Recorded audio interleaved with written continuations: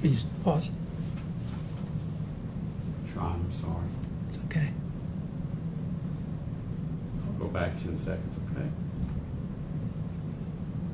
Tell me when to hit pause. Pause. What is significant about that scene? Earlier in my testimony, I talked about body position. That's pretty significant, especially for a fighter or somebody who understands a lot of the martial arts. His body position is on the right-hand side. I'm sorry, whose position? Excuse me again. It is Tyre Nichols' body position is laying on the ground with his leg tucked. That's significant because what he's doing is changing his body position, I believe, to set up to get off of the ground. He's going to use his body position with his knee down and his other leg to come up off of the ground. So to me, that was a significant point of contact.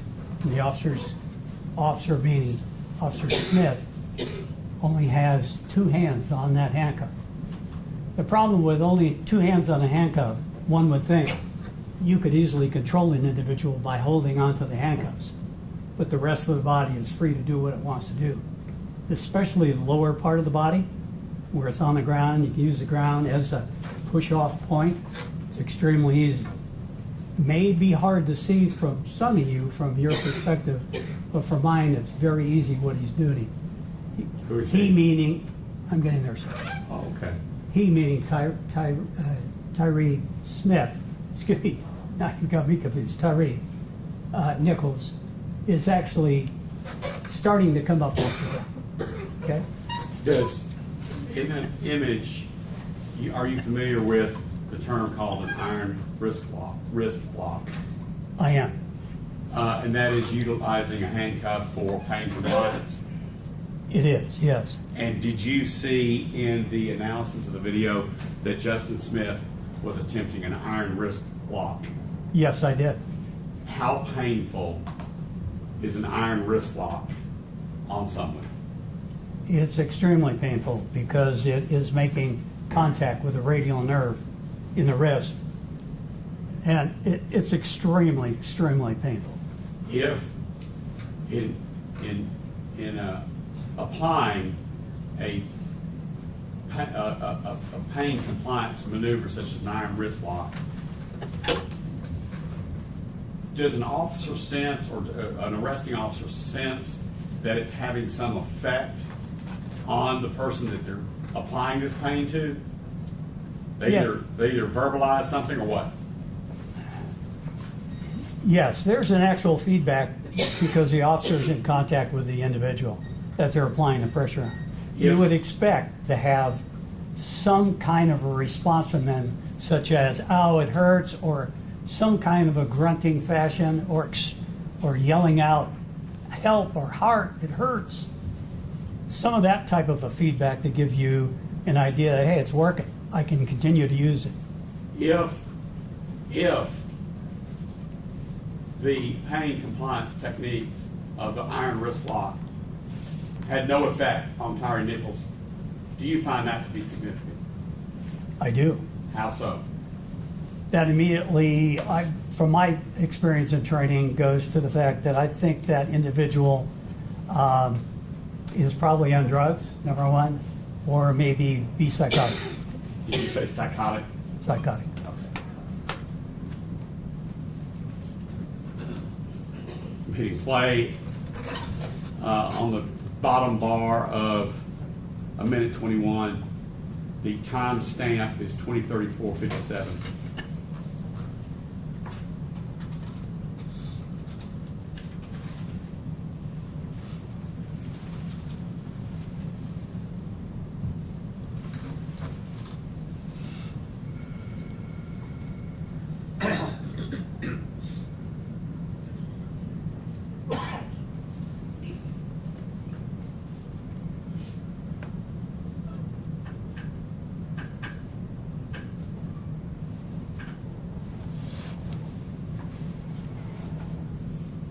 Zwicky, what do you see both on video and on the animation, Mr. Nichols' right arm doing?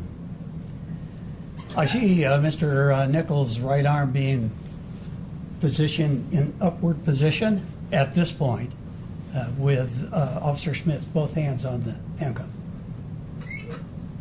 Well, let me get to where we go back to live video. Let me ask you.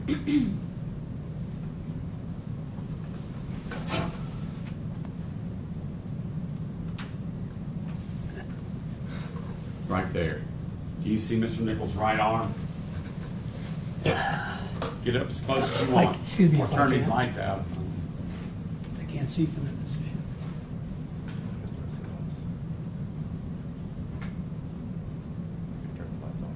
Off. All the way on. All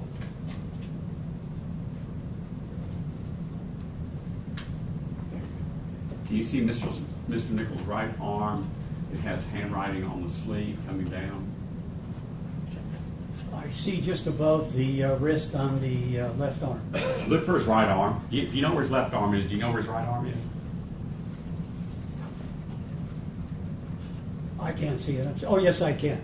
I'm sorry. Yes, I do see it from here. I was focusing on his other arm.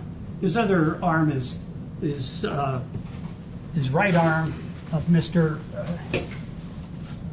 Nichols is resting on the pavement. His hand is flat on the pavement. Moving forward.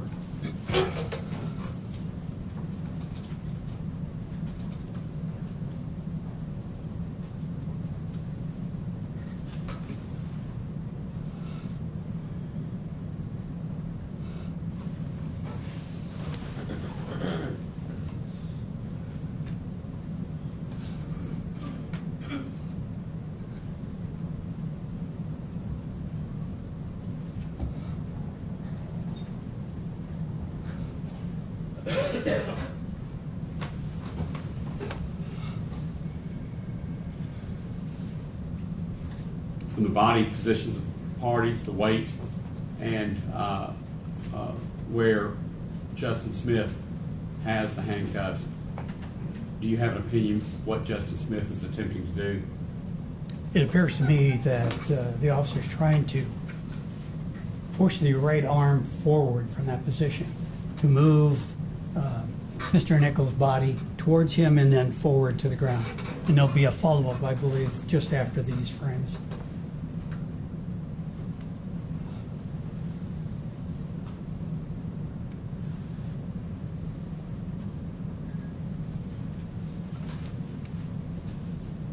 Is that the frame you're talking about? Yes, sir. What, based upon body positions of the parties and the movement, what is Justin Smith attempting to do with Mr. Nichols? To me, it's pretty obvious he's trying to reposition Mr. Nichols forward, back onto the ground, onto his stomach. What does proning someone out mean? Means putting him down onto their stomach so that they can then rotate the arm behind the back and apply the handcuff and gain control over it. Do you see that occurring in this image? I see it as an attempt to do that, yes, sir. Okay. Going forward.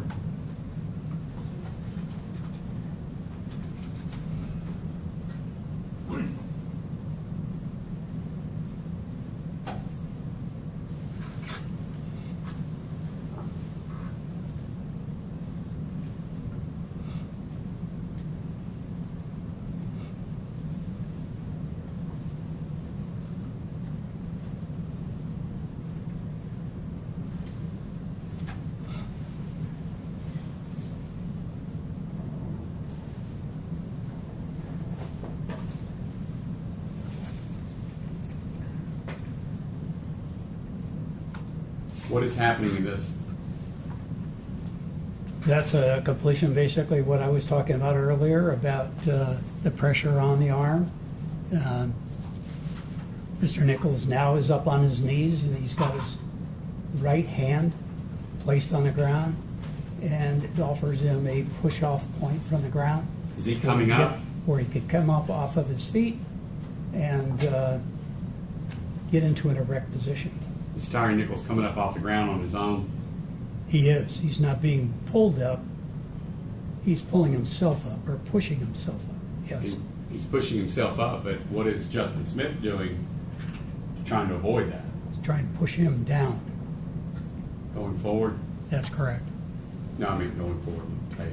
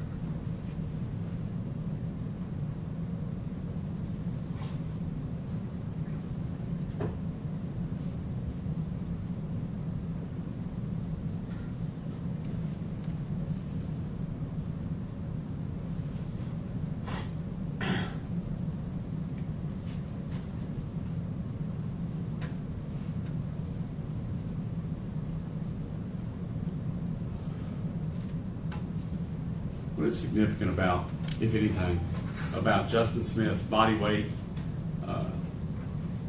flexion, anything else? Anything significant about Justin Smith? Yes, this particular frame, including the frame prior to this, shows that Officer Smith is pulling backwards in one direction to try to stop Mr. Nichols from moving forward. And his upper body of Mr. Nichols is trying to go into a direction to Mr. Nichols' left, which would indicate he's moving in that direction. And Officer Smith is trying to restrain him from going that direction and control him. Going forward?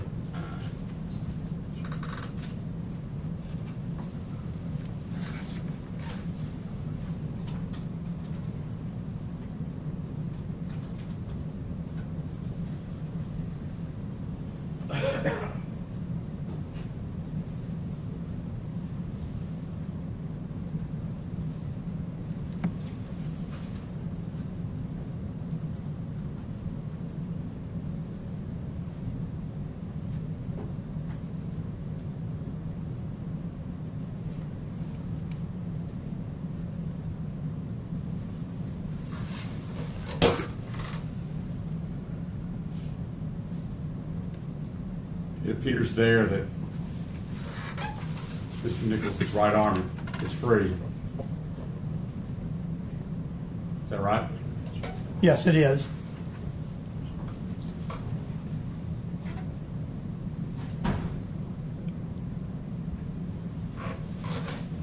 If you could pause.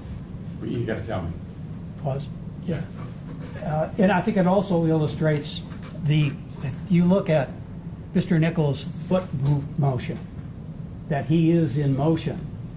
And the previous scenes that you just saw as well, if you were to look at the officers' feet, Officer Smith, Officer Bean, they're all in motion. There's no indication in my mind, looking at those particular frames, that Mr. Nichols was standing in one position and being held motionless so that he could be hit. I think that was a critical point to show that this happened so fast and it was continual in motion that there was no opportunity for a stop and pause and hold somebody into a fixed position so they could be hit. Going forward.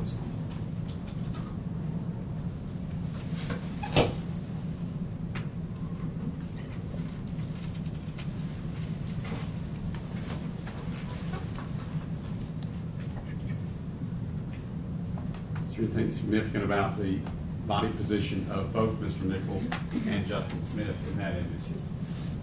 Well, it's clear to me, Justin Smith's feet are spread wide. He's trying to stop Mr. Nichols' motion from walking forward as Officer Smith is holding onto his arm.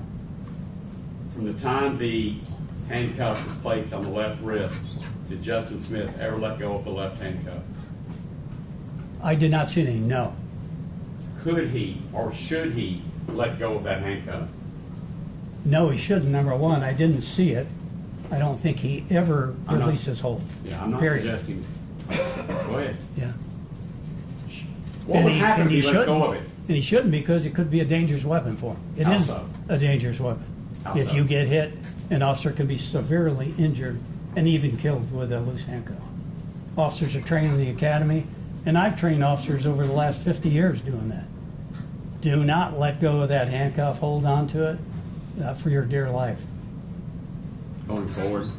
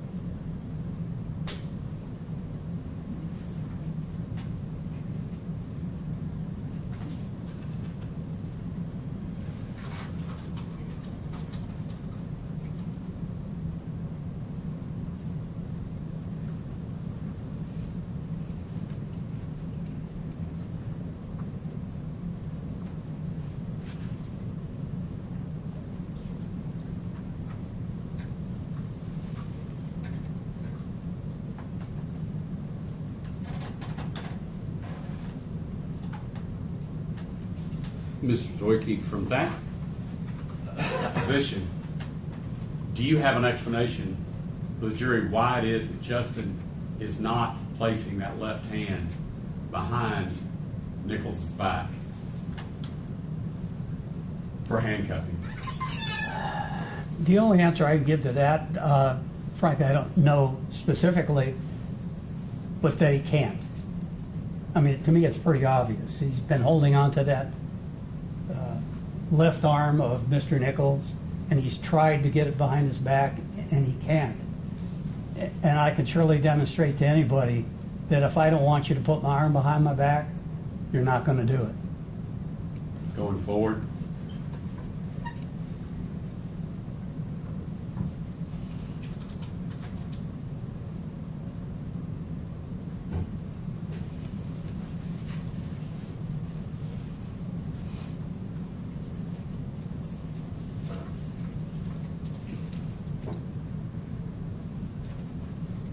All right, Mr. Zwicky. That's the end of the video things, but I have a few questions for you. When we talk about physiological human factors that police officers in critical incidents suffer from, you went through the list of different things that officers in critical incidents suffer from. Could you go through those again for me, please, and tell me what they are? You're talking about tunnel vision, number Okay. one we talked about. Let's talk about tunnel vision Right. first. Okay. What is tunnel vision? Well, tunnel vision, simply put, is whenever you focus on something and you focus on something closely. As an example, my phone. If I look at my phone in front of me and I look at all of you, I can see you. But if I look down at my phone, there's no way I can tell you where you are or what you're doing if I'm looking down at this phone. And if you can imagine, if an officer is in a critical situation, and we use the term fight or flight, where the adrenaline starts flowing in your body, and you're focused on one individual you're trying to get handcuffs on, who has not been searched, and you've got chemical agents in your face, there's no way you're going to see what somebody else is doing, because your focus is so intense on it. And another simple way to explain that is, and it happens to all of us, if you're commuting all the time and you go down a regular street all the time, and if you're talking on the phone or you get distracted and you miss your cutoff or your street, it's happened to me quite a few times. You go, oh my goodness, I just passed the cutoff. And that's a good example of your focus is on something else and you don't see it. I mean, that's a simple way of doing it. And not only that, I think we heard in our testimony with Officer Mills, he even said that he didn't hear certain things when he was at the scene, but he did hear them in a audio tape that was replayed back to him in court. I think all those are examples of what that is, where you get so much focus on too narrow away from what we're normally adjusting to. Under normal conditions, we would say that right now I've got full, almost, you can't say 360, 180 degrees around. But suddenly, what happens in a critical situation, the focus then narrows, and scientists have told us that it gets down to about 2 degrees. And when you think about it, 2 degrees is about like this. I couldn't tell you what the judge is doing right now because my vision has been blocked. But suddenly if I got something in my eyes, or I'm fighting somebody that's got OC in my face, I get about like this, and I'm not going to be able to see. What about if you wore glasses? Does that make it worse? Well, fortunately, I can still see a little bit when my glasses are off.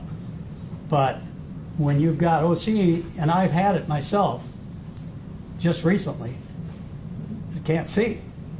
It's all blurry and it hurts my eyes. We talked about Mills' earlier testimony that he could not recall until he had watched the video later certain things having been said on the scene. Is that an example of what? Is that called auditory what? Exclusion, basically, or narrowing as well. It's the brain that basically just shuts down your hearing. It's a protective mechanism. I know occurs because I've experienced, other officers have experienced it. I've interviewed probably over 100 police officers during my tenure in critical incidents of what they heard, what they saw. They were all affected by those phenomena. The example of the field of vision going down to 2 degrees and then even getting narrower that you did with your hands. Yes, sir. When you're in a critical incident and you're focused, let's say, on a set of handcuffs. Based upon that evidence, based upon what your opinions are, did Justin Smith have any capability of seeing what was going on around him? I do not believe so, no. That's all I have, Your Honor. Mr. Perry? No question. Ms. Witness. All right. State.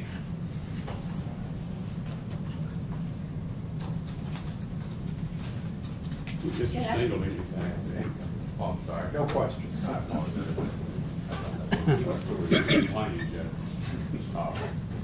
Thank you, Judge. Good afternoon, Mr. Zawicki. Afternoon. You talked in the very beginning about being having testified as a friend of the court. Yes, ma'am. What year did you say that was? I think it was in 1986, 87. And you've just done it that one time Yes, ma'am. in '87. Either year, one of the two. 86, It's been 87? quite a long time, yes, ma'am. And to be clear, you're not here testifying as a friend of the court. No. You're But I here. am friendly to the court, but I'm not testifying. You're here testifying on behalf of Justin Smith, correct? That's correct. Who is paying you? The PORAC, I believe. What is that? It's a peace officers organization that these officers are a member of, and they're paying for his legal defense, their legal defense. You testified at the federal trial, I did. and now you're testifying here. Yes, ma'am. Do you get paid by the hour, by the case, by the trial? How does that work? It depends on what kind of work that I do. In this case, In this case, I'll be paid for testifying today, for traveling from Idaho, California to here. do you get paid for every day you've been sitting in this courtroom watching the trial? Not that I'm aware of. Do you get paid for your time reviewing the file? For this particular case? Yes, No, all I've my already questions will be reviewed it. about this No. case. I'm sorry, sir? No, I have not. You didn't get paid for reviewing the file? No, ma'am, I did not. Tell me what all you reviewed again. You mentioned a little bit in the beginning. What all did you review? Well, I would have to list, I don't have everything in front of me, but all of the discovery from the state and the federal, and all of the video evidence as well. When was the last time you were actually an officer, law enforcement? Because now you're a professional witness, would that be fair to say? I do that on site as a professional consultant, yes, ma'am. So when was the last time you were an officer? Last time was 2011. You never worked for MPD, Memphis Police Department? Sure did not, no. You ever worked in the state of Tennessee? No, I did not. I want to play you some video that you have, I'm sure, seen before in all of your review. And this is going to be just the very beginning of Hemp Hill's body-worn camera. This is going to be what we refer to generally as the initial stop or the first scene. Are you familiar with that video? Yes, I am. I got just a moment to cue that up.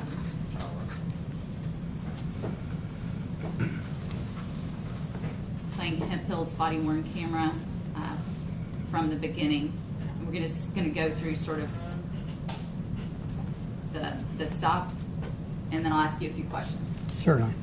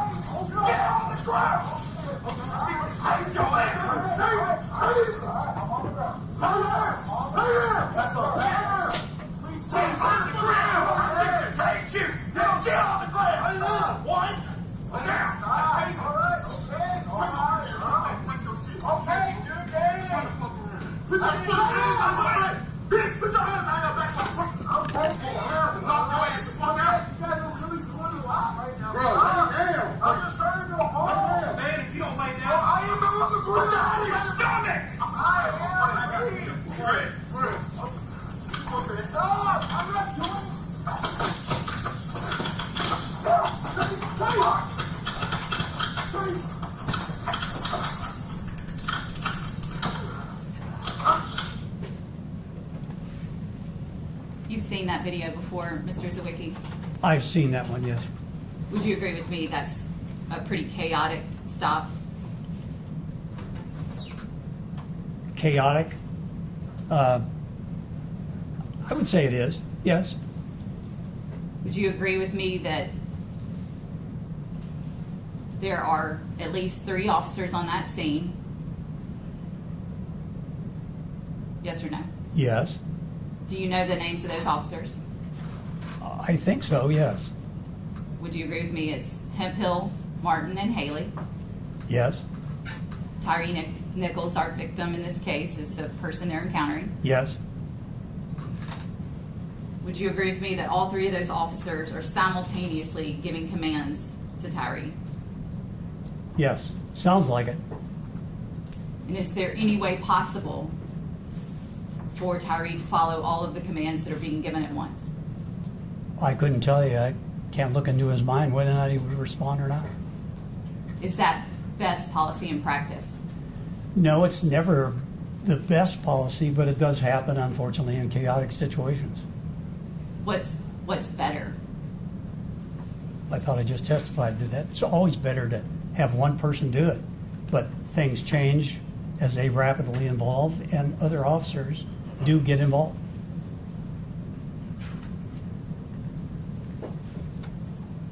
You've testified you're familiar with the video as well as all the discovery in the case.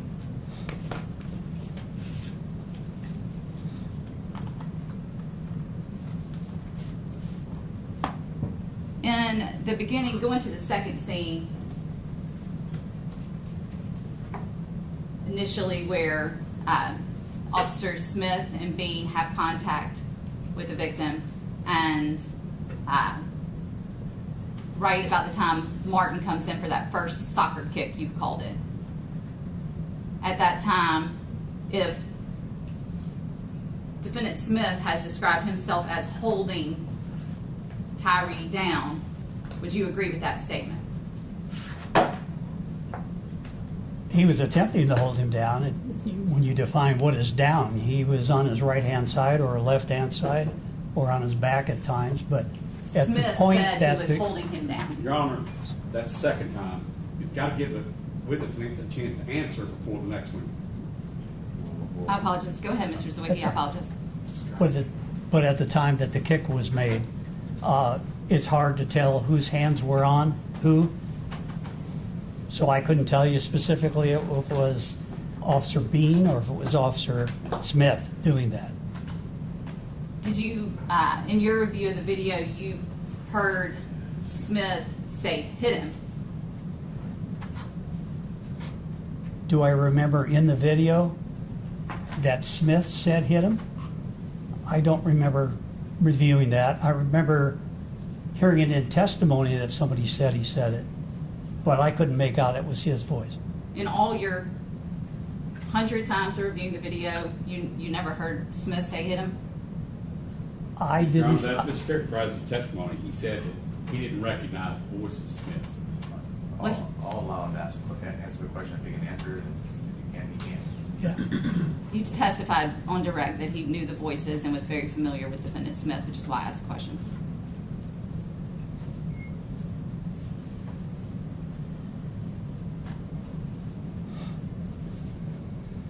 Defendant Smith said that after the punches from Martin, he should have intervened. I want to talk a little bit about duty to intervene. You agree that police officers have a duty to intervene when they see excessive force, correct? I'm not clear on what you said. Who said? Clarify that. I'll back it up. Please. You agree with me that officers have a duty to intervene when other officers are using excessive force? Legally, they do. Yeah, absolutely. And if Officer Smith said that after those punches from Martin, he had a duty to Let me intervene. approach.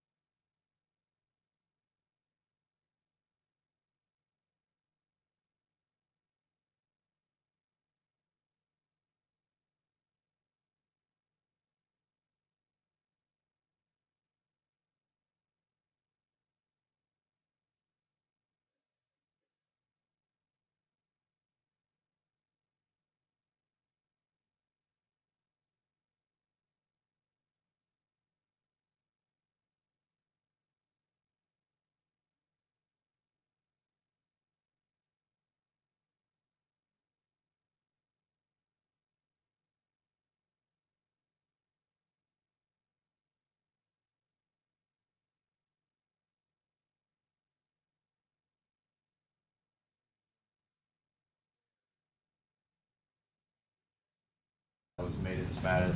The last couple of questions specifically referenced things that Mr. Smith may have said. There has not been any testimony of what Mr. Smith has said, so I'm going to strike those questions. Any answers that you may have heard in response to those questions, I'm also going to have you strike those responses, as that individual has not testified. So if you have anything in your notes, you are to disregard those from your notes, and those cannot be used later on in your deliberations. State, you can proceed.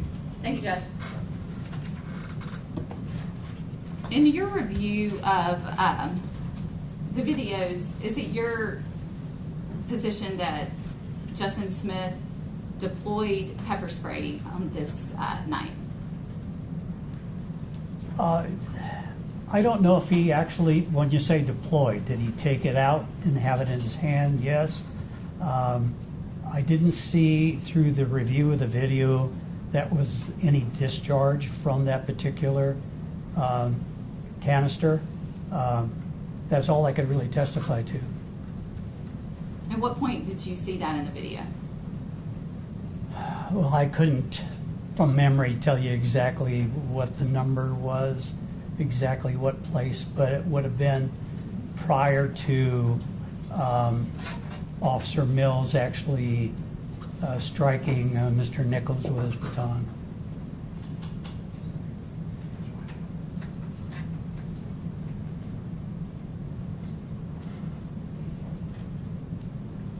We mentioned briefly that officers would have a duty to intervene if another officer used excessive force in their presence, correct?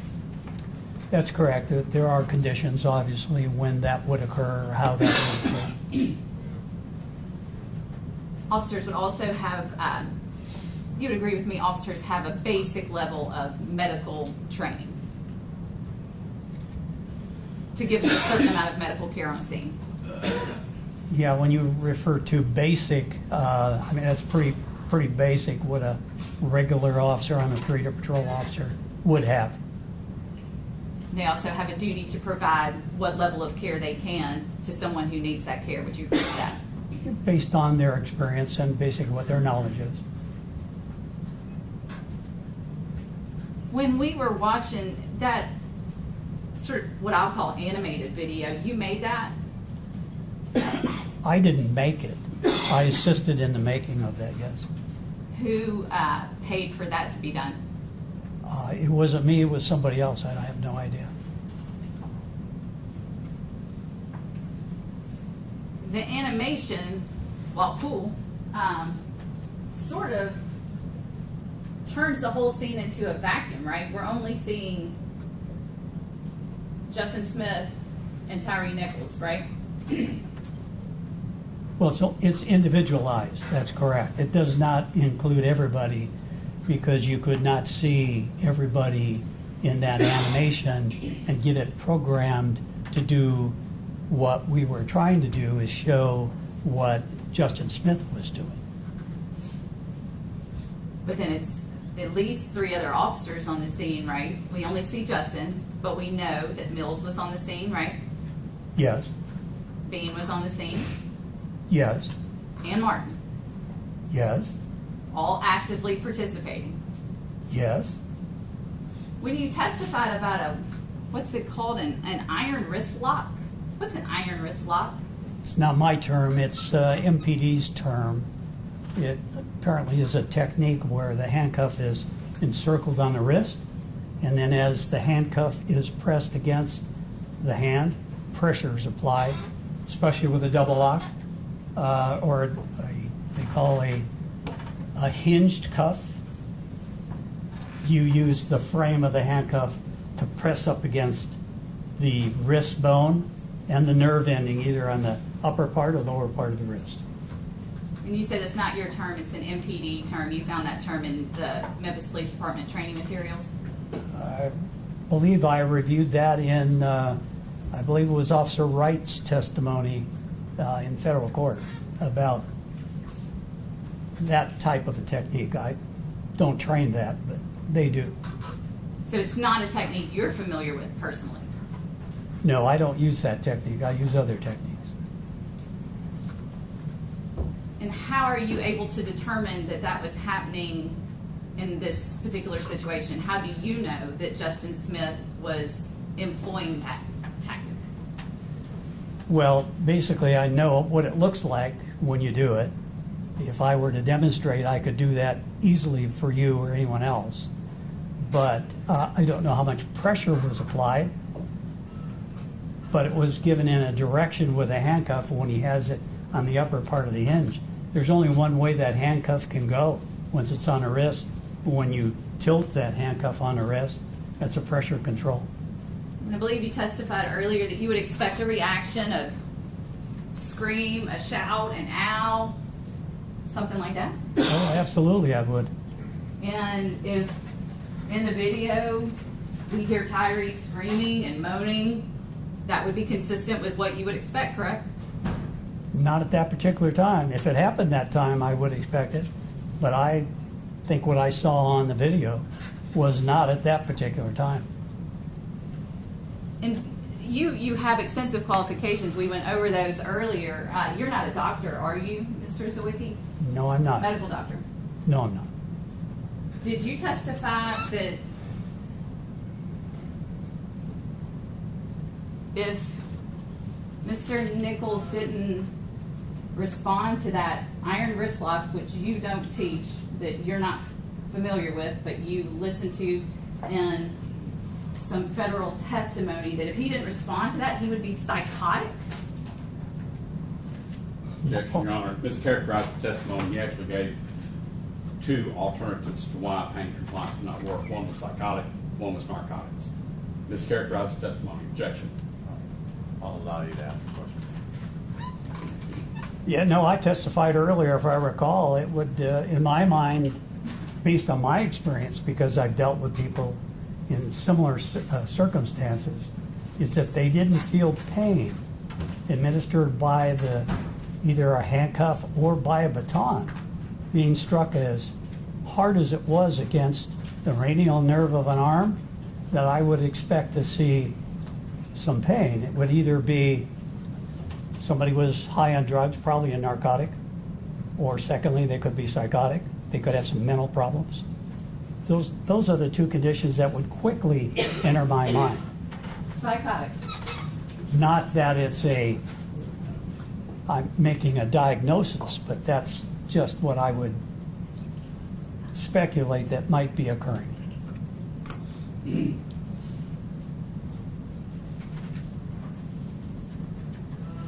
In that, again, in that animated video, you talked a lot about how Justin Smith had the cuff on one wrist, left wrist, if I'm correct, and he couldn't let go of that. And I think you testified he never let go of that. Is that right? Once the handcuff was on, that's correct. From my understanding, from what I saw in the videos, that's correct. And he can't let go of that because it's tell us again why? Because it's a dangerous weapon. And so he should hold on to that even if his partner is beating the guy to death.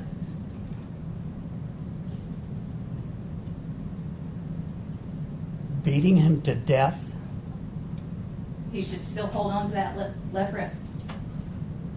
Well, if he's beating him to death and the officer can see he's beating him to death, and it would be his responsibility to try to stop that, yes. Duty to intervene. Correct. He has a duty for that. I'm going to pull up the video you've seen countless times. I'm going to play for a little bit and then ask you a few questions. Timestamps for the record. Just the beginning of the poll cam video.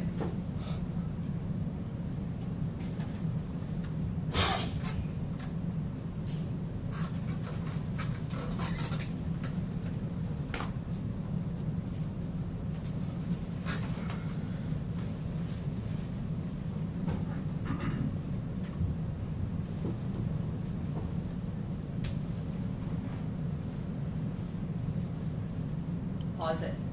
2034-14. Is that the kick we've referred to numerous times already during your testimony as the first kick, the soccer kick, Yes, ma'am. would you agree with me that that's excessive force? Yes, ma'am. Would you agree with me that requires a duty to intervene? If the officer saw it, absolutely it would be. Gonna press play now.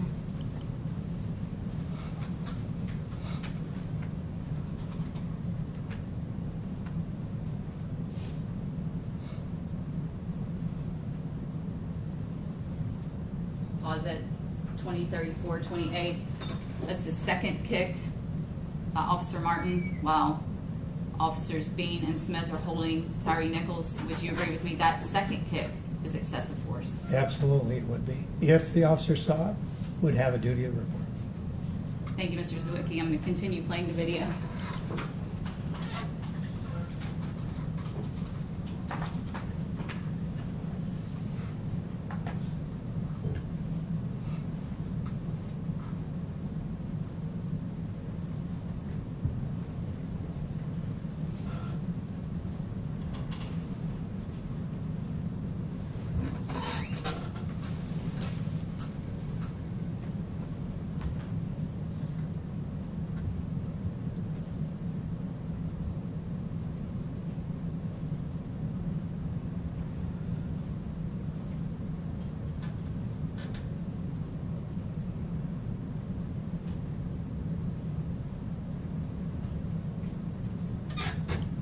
Pause it. 20:35:15. Did you just see that punch to the head by Martin?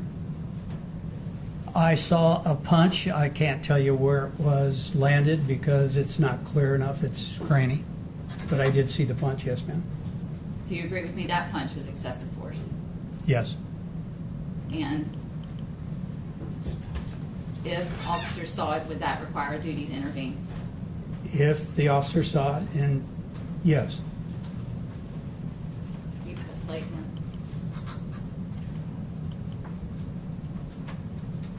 Did you see another punch there? I did. You agree with me that is excessive force? Absolutely. And again, if officers saw that punch, that would require a duty to intervene. If they saw it, yes. Looking back at the video.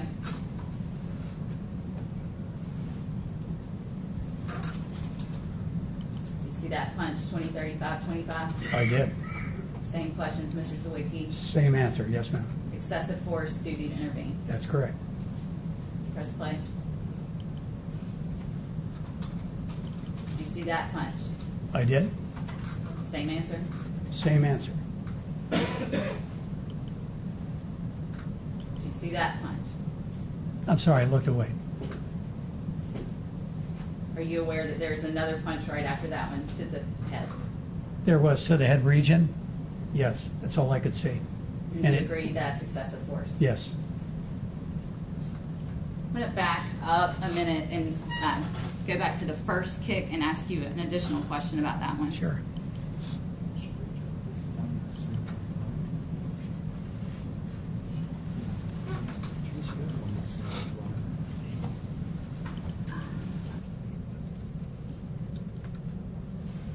And I'm going to change videos actually. I'm going to play the poll cam video with the audio from Officer Bean's body worn camera. Okay.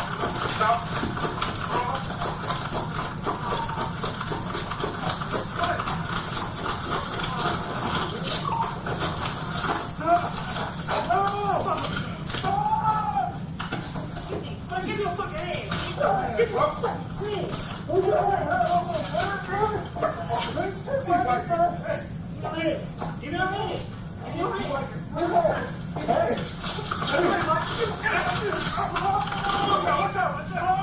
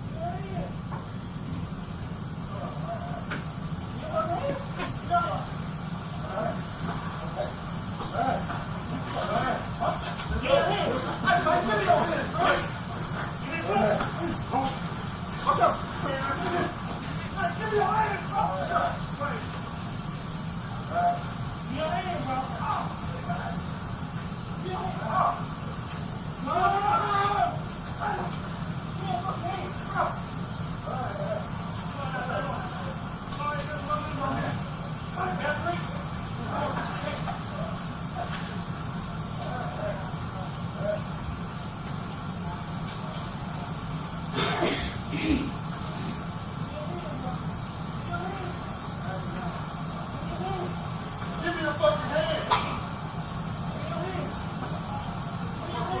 Pause it, please. Pause at 20:34:16. Again, that was that first kick, the soccer kick, as we've referred to it by Officer Martin, while Officers Bean and Smith are holding Tyre Nichols down. Did I understand your testimony on direct to be that after that kick, you described Tyre Nichols' movements as actively resisting? After the kick, at what point? After the kick, the movements he's making. He's still resisting. Absolutely, he's not putting his hands behind.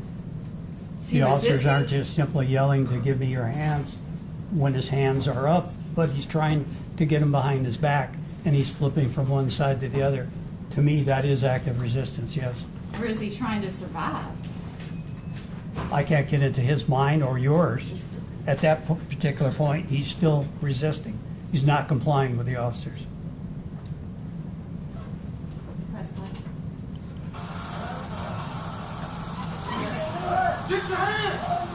Give me a hand. Turn around. Lay flat. Lay flat, goddamn. Lay flat, goddamn. Lay flat.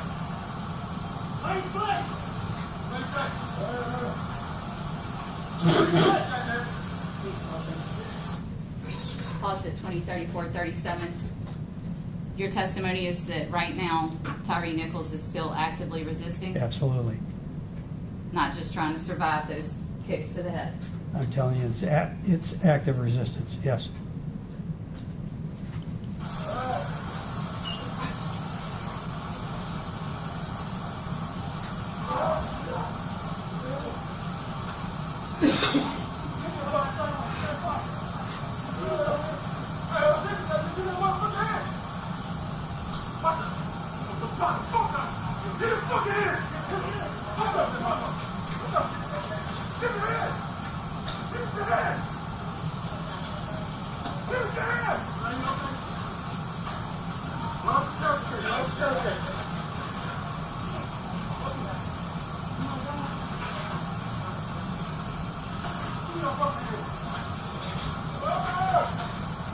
Pause it. Is it your testimony when we see Tyre Nichols' body moving here from the force of the punch to the head, the excessive force punch, which we've already discussed, that that's him still actively resisting? Yes, he is.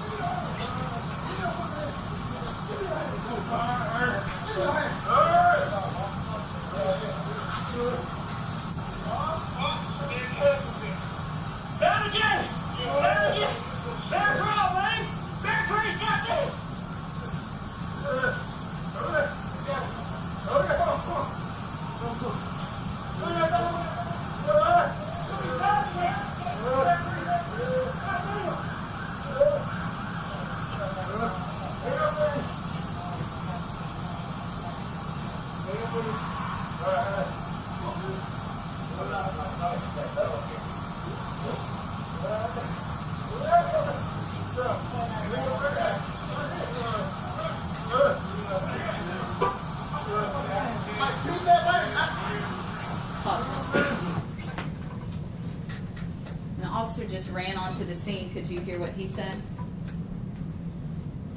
No, I didn't pay much attention to what he said. Beat that man's ass. Did you hear that? Yes? You did. No, I You heard didn't. what you just said. I said beat that man's ass. Did you hear that or not? I wasn't listening, didn't hear that, no ma'am. We'll back it But I up. heard what you said. Hey. Hey,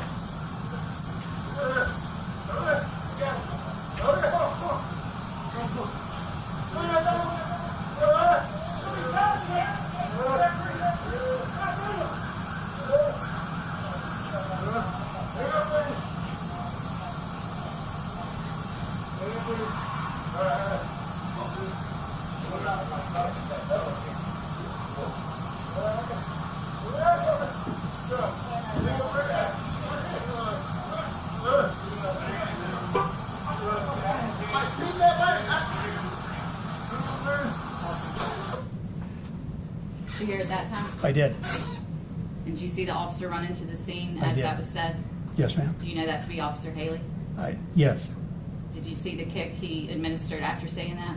I saw him kicking, but I could not see where he was kicking. But you saw him kicking. Yes, ma'am, I did. Is that excessive force? In my opinion, it would be, yes. And again, anyone who saw that kick, that requires a duty to intervene. Yes, if they saw it.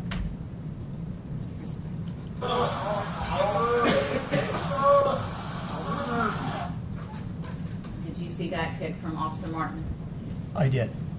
Again, does that kick constitute excessive force? Yes, and it would be the same answer. Duty to intervene. Yes, if they saw it. Just a moment, Your Honor. Yes, ma'am.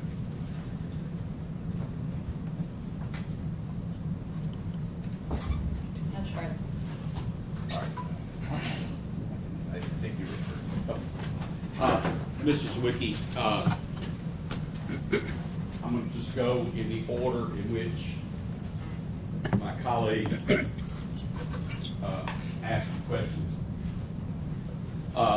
You had stated to me on direct that you were being paid, and I think you said like the lawyers and like everybody else is Yes, sir. here.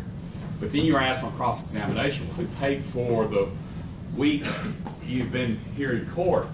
And I was surprised to hear you say that you've not been paid. I have not been paid for this week in court. Well, is there work that you've done on this file that you haven't been paid for? Yes. Okay. Then explain to us capitalist pigs why it is that you would work and not be paid. It's not because I'm refusing to pay you or Poor Act's refusing to pay you. Why is that you're willing to work and not be paid? Your Honor, may we approach? All right.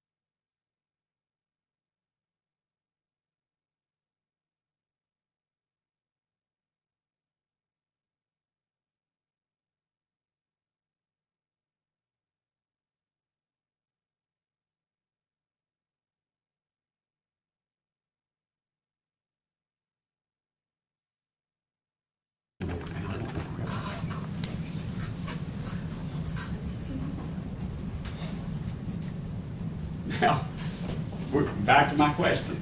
I'll leave out the capitalist pig comment. Explain to this jury why it is you, with 50 years of experience, have not been paid. Because I haven't asked to be paid. Why is that? Because my testimony to educate the jury on what I believe is the truth about this case is more important than money in my pocket. Now, have you ever had lawyers come to you and say, hey, I want to hire you to testify on my case and review my facts? Have you refused to work for lawyers or people or cops? Yes, sir, I have. And what is your standard for refusing to work as an expert in your field? One, I'm not going to lie for the attorney that hired me, or I'm not going to give testimony for the attorney as to what the attorney wants me to testify to. I can only testify to what I believe the truth is, based on my review and my years of experience, and I think that's fair. And if I believe that the officer did something wrong in a case, which I've done, most recently in Texas, where I think that the individual committed a crime, I would not take the case, because if I went on stand, I would testify to that. You were asked about the iron wrist lock and then about how you MPD trains it and you did not train it. You were asked a series of questions about that. Do you remember that? I do. Were you here during Mr. Mills's testimony? Yes, sir, I was. Were you present when I asked Mr. Mills what an iron wrist lock was and what the effects of an iron wrist lock were? Yes. And what did he testify to? I don't recall specifically, but I remember he testified about the wrist lock. Did he testify that it was a pain compliance technique taught at MPD And Academy? again, object to believe. All right, we'll sustain I'll your withdraw it. Yeah. I'm going to ask it a different way. Yeah. What did Officer Mills testify regarding the iron wrist lock? That it was taught in the MPD Academy. Without going back to the video, you were shown what Ms. Headley referred to as the first soccer kick and then the second soccer kick. Yes.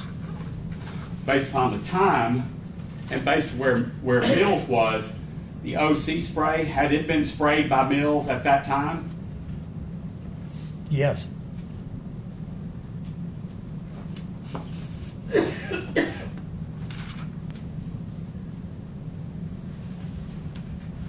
That's all I have, John. Ms. Perry? No, Your Honor, no questions. All right, Mr. Leffler? No questions. All right, State? Nothing further. All right, sir, those are all the questions we have for you. You can step down. Thank you, Your Honor. You're welcome to stay or you're free to go. Thank you, sir. Your Honor, may he be excused? Yes, sir. May I have just 10 seconds to get him his equipment?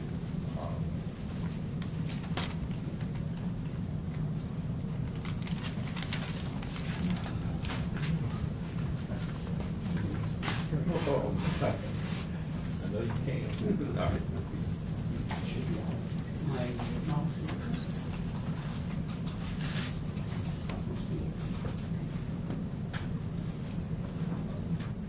Vince, you ready with your next witness? Yes, Your Honor. All right. We call Mr. John Tisdale. There is me. Your Honor, for purposes of the record, I believe all lawyers will agree, including Mr. Perry, that we have had to take some people out of order. And Sawicki was my.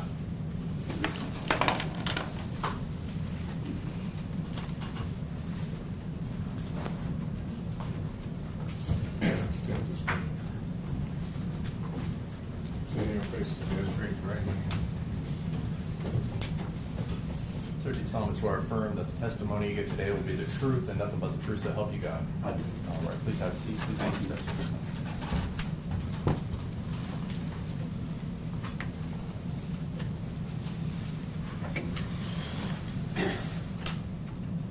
Now proceed, Your Honor. Yes, sir.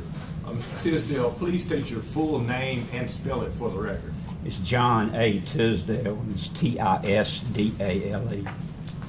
Mr. Tisdale, have you worked in law enforcement? Oh, yes. How many years have you worked in law enforcement? Around 36, 37. And would your first years in law enforcement been around 1977. Yes, sir, that'd be correct, at the University of Mississippi Medical Center, on the security or police force there. It's a state thing. And have you gone through the academy in Mississippi? Yes, sir, I went to Mississippi Academy, and I also went to the FBI National Academy. And have you served in different capacities in law enforcement? Yes, sir, I served from being a rookie patrolman all the way up to served as chief in 2 different occasions. Were you chief once out in Arizona? Yes, sir, a little town called Parker. And were you chief ever in Tennessee? Yes, sir, Gallatin, Tennessee. And were you chief, how many years approximately were you chief out in Gallatin? About 9. And did you retire as chief of Gallatin Police Yes, I Department?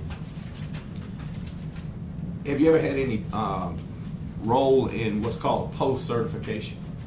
Yes, sir. What did you do in regards to post-certification in the state of Tennessee? Well, I had to, I've taught at several academies and some college classes I taught for a while for organization. Did you ever do any work with the state of Mississippi in their academy? I did. What did you do in their academy? I taught some classes in their academy as a guest instructor. Were you was called an instructor? Yes, sir. Have you ever presented at any seminars? Oh, yes, sir. And that's been throughout the last 37 years, I think you said? Yes, sir. It's just, different times throughout my career. And you've done the same in Mississippi as well as in Tennessee? Yes, sir. And have you presented places nationally as well? Nationally, yes, sir. Have you taught any online courses?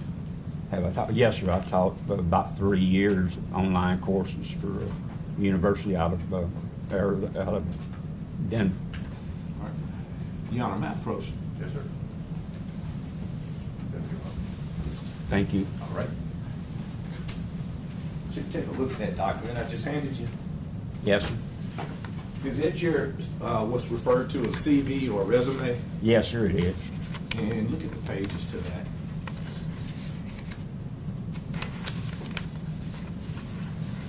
It's the one I produced. All right.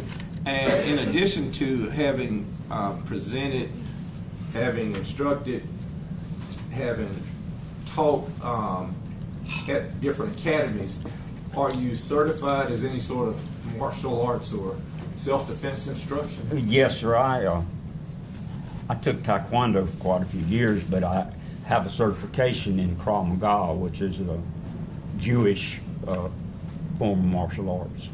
And have you instructed in that? I did at Gallatin. I taught our police department as well as a few guests that were there from other departments. Have you ever been called upon to give what's called sworn testimony? Oh, yes, sir. And I think according to your resume, it seems that you've been admitted into the Southern District Federal Court. Yes, sir. You've been allowed to testify in the Western District of Tennessee as an expert, Yes, sir. various state courts. Yes, sir. I see at least some 60 times you rendered sworn testimony, correct? Yes. Have you been offered or tendered as what's called an expert? Yes, sir. An expert in the areas of police policy? Yes, sir. What about use of force? Yes, sir. In this particular case, did you have an opportunity as a part of the documents that you were given to review the policy regarding the use of force continuum taught and instructed by the City of Memphis Police Department? Yes, I have. And have you also in the past been given or given instruction or participated in the writing of instructions regarding policy and particularly use of force? Yes, sir. Have you ever been denied the ability to testify in any forum as an expert in use of force or police policy? No, sir. I've been limited in a couple of cases where there were some topics they wouldn't let us bring up. That was it. But you were never stricken as an expert by any court or any forum? No, sir. I've attended the CV, Mr. Tisdale. Your Honor, at this time, I'd like to offer to this court Mr. Tisdale is an expert in the areas of police policy and use of force.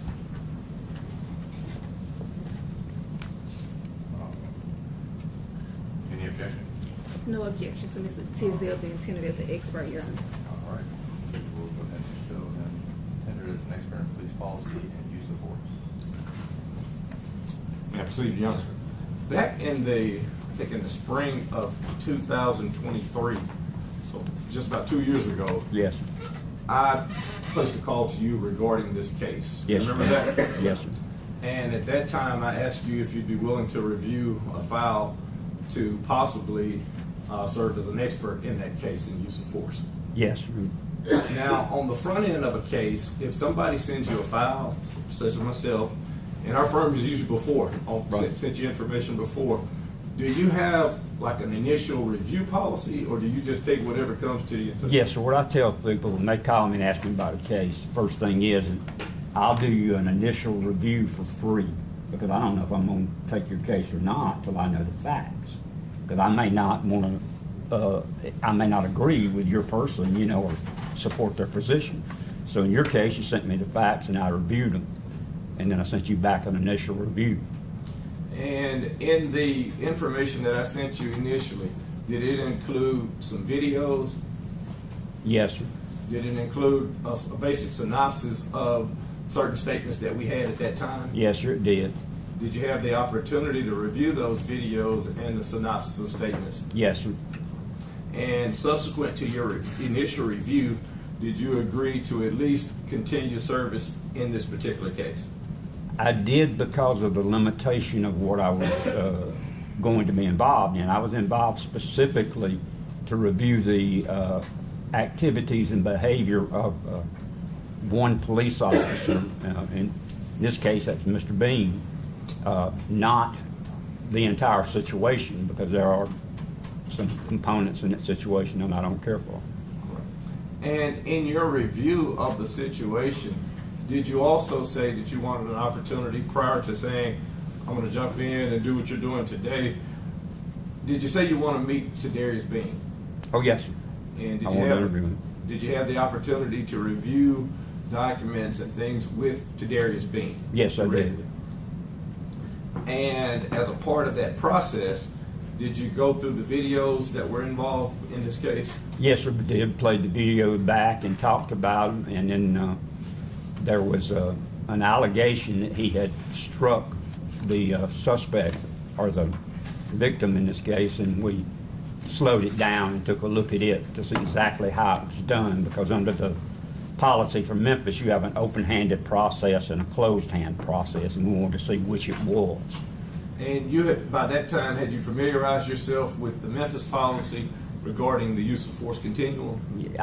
Yes, sir, I was relatively familiar with it. I wouldn't say I could quote it, but And the use of force continuum, just for the sake of the jury, is that what starts off, I think, with a physical presence at a location? yes, sir. Basically, it starts with your appearance. And, you know, show up, and sometimes that'll accomplish things, and sometimes it don't.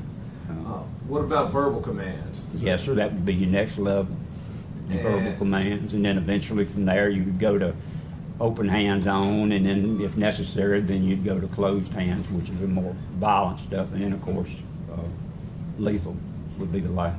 And between closed hands or hard hands, empty, and lethal, is there? I see you have a cane with you. Is there an instrument that the city of Memphis has or allows certain officers to have that might be an intermediate form of force? Well, you can use batons, and whether that's a regular baton or an expandable or asp. I mean, there's several different kinds. You can use those at levels less than lethal, because that's not a lethal force. Have you ever seen an asp baton prior to this case? Oh, yes. All right. And is that the item that if you flick out a certain way, it can come out as a piece of metal? Yes, sir. It folds up and then it extends if you flick it. In addition to that asp baton, is there another intermediate form of force that would involve any sort of a canister or spray? Whether if you're talking about your OC spray or your pepper spray, whichever name you prefer, But yes, there is.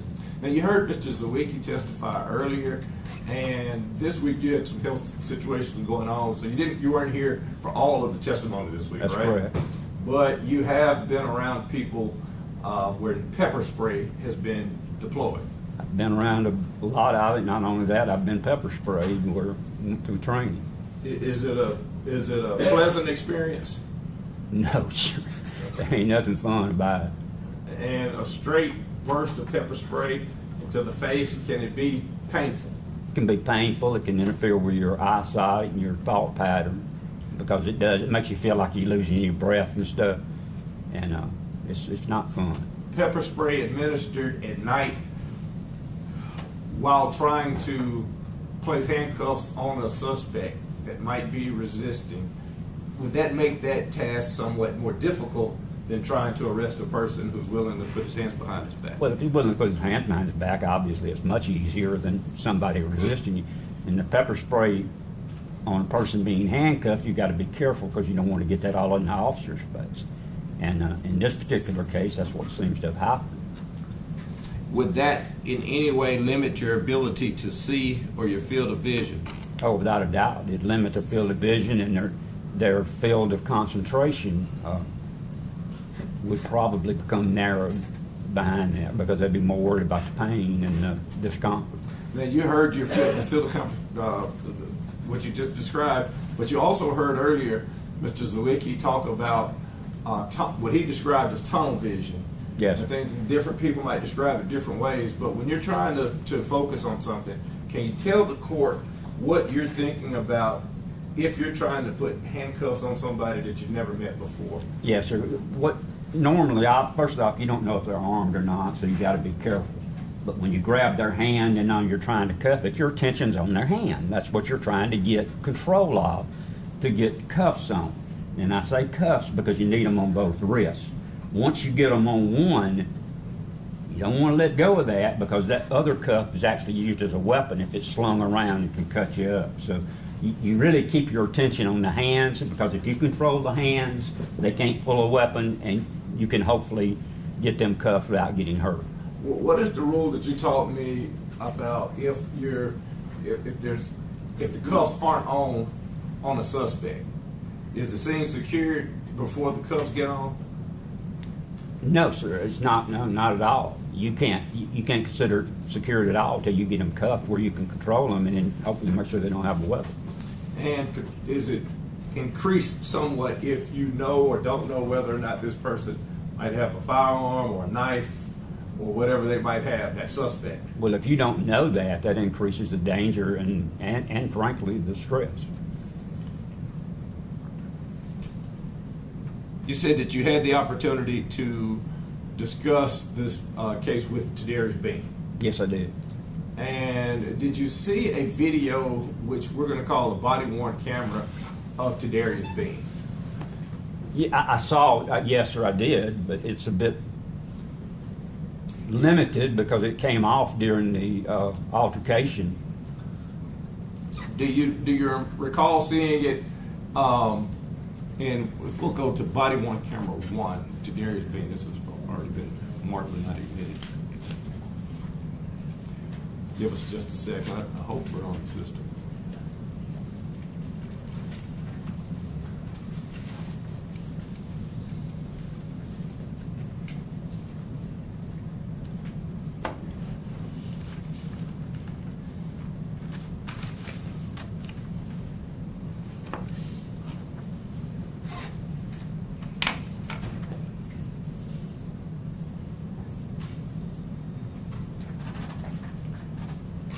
As you're looking at it right now, do you recall seeing this particular body-worn camera? This Yes. would be from the perspective of the person who's in the passenger side of that vehicle. That's correct, because Officer Mills was driving their car.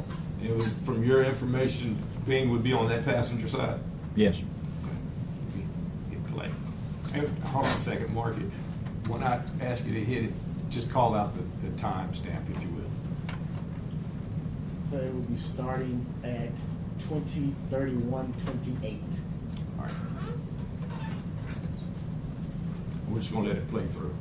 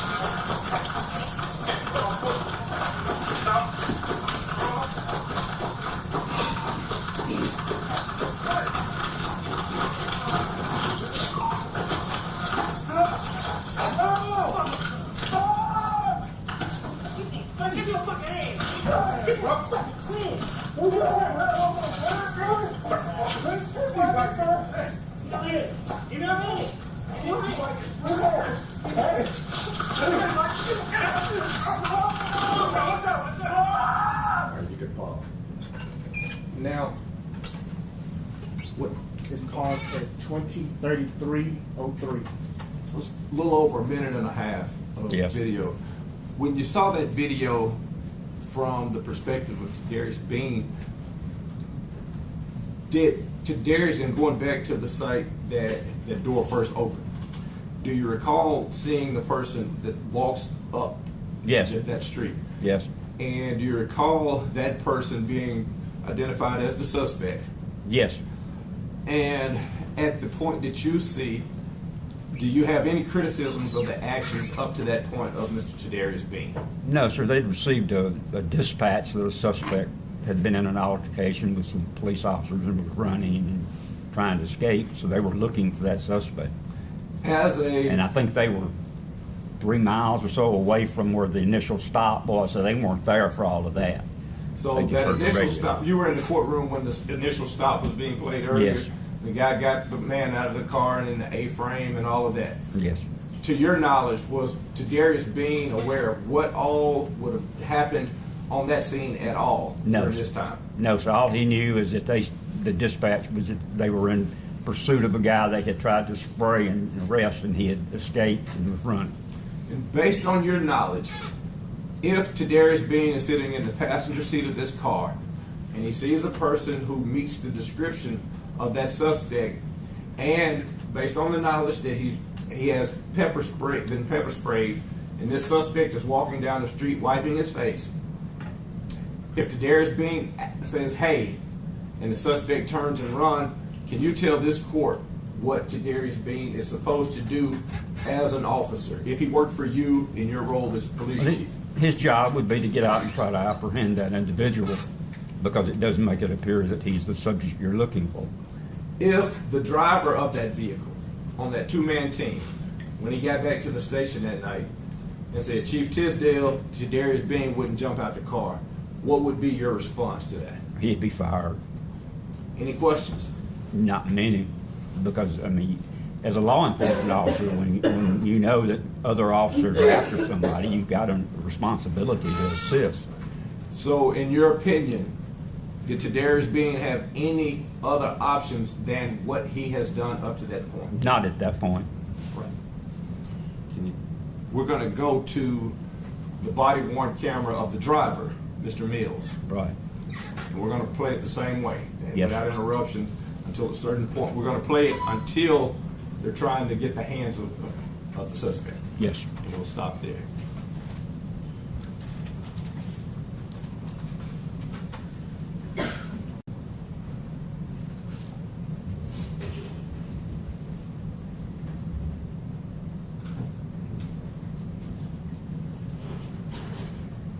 This is starting at 20:32:05.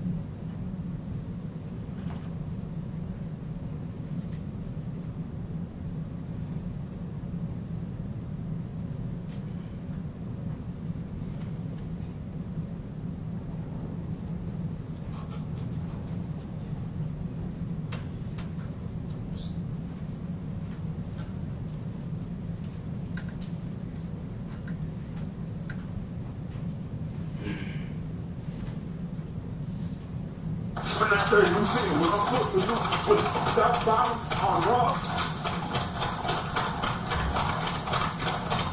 What street is this? What street is this? What street? Cascade Lane. Ross and Cascade Lane.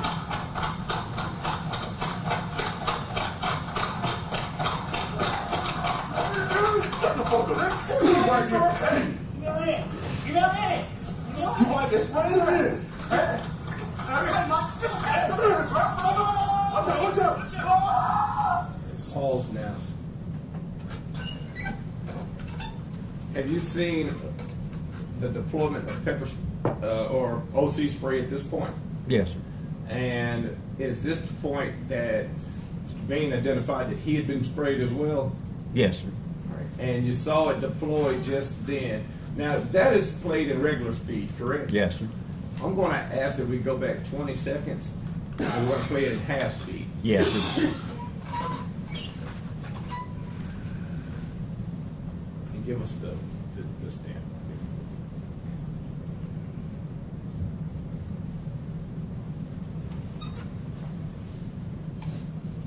This is gonna be 2032-59.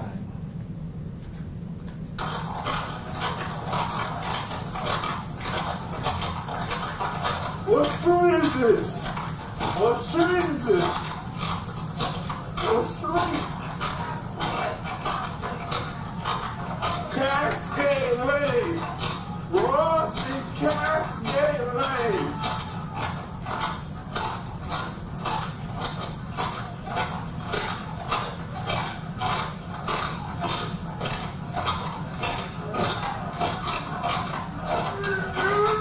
Shut the fuck up. See right here. Hey.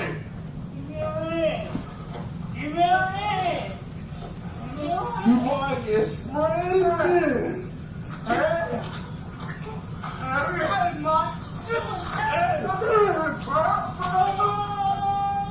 Watch out.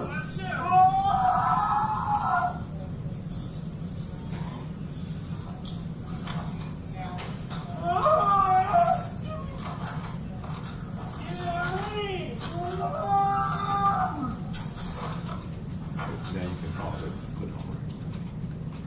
I have a few questions to this point. Did you see where the hands of Mr. Bean were landing in relations to the suspect? Yes, sir. Hitting on his forearms and he's left trying to push his arms back when he brought them around. They're open. That's an open-handed technique. It's not a punch. Did it appear that any of those blows landed to the head of the suspect that we've come to know as Mr. Nichols? No, sir. The language that was used, we've heard the term verbal judo this week. Yes. Could you explain to this jury about language on a scene such as this? Well, it's like anything, and that's a highly nervous, irate, scared situation where everybody's all tangled up. So you're going to usually hear some bad language. I personally don't like that, but it's not that unusual. It's pretty normal. On a scene such as this, are you trying to use language to make whomever it is come into compliance with what you're trying to Exactly. accomplish? Whatever it takes to get his attention to what you're trying to do at that point. So if he'll concur and do what he should do, then hopefully nobody will get hurt. We're going to play at regular speed the remaining portion of that, about another two minutes. Mom! Hey. Give me your hands. Okay, all right. Give me your hands. Give me your hands. All right. Give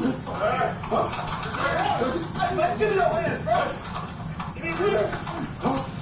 What's up? Spray ass again. Give me your hands, bro. What's up? Spray. All right. Give me your hands, bro. Oh, shit.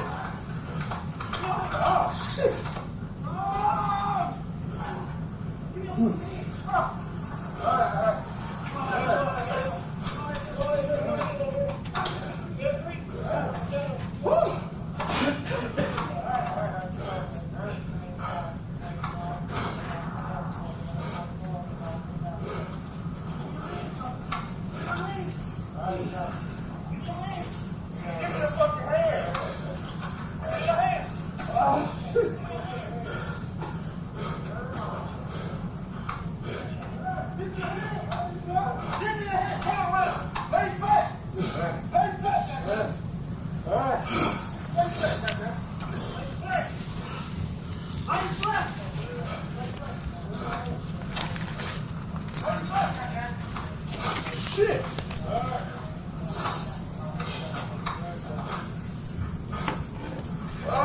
Hey,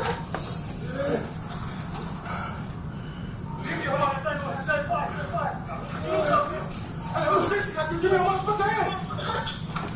Watch out. I'm gonna tie the fuck out of you. Get the fucking hands. Watch out. Watch out. Give me your hands. Give us your hands. Give us your hands.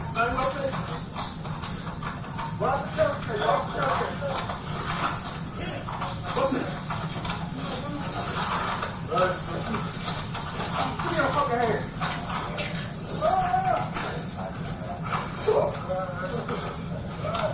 Give me your hand. Give me your fucking hand. Give me your hand. Ross and Castlegate. We are east of the intersection.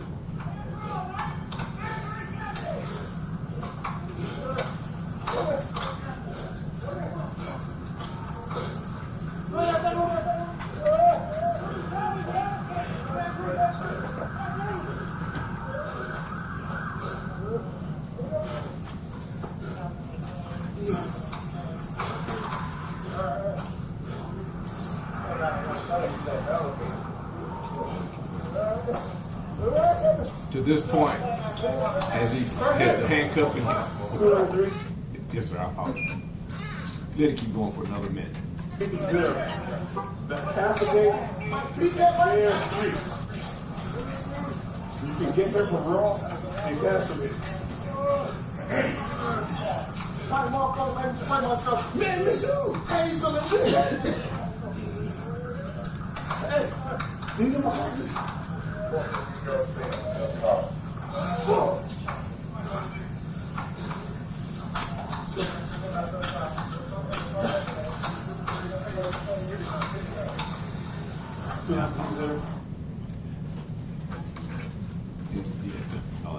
Pause at 20:36:46. All right.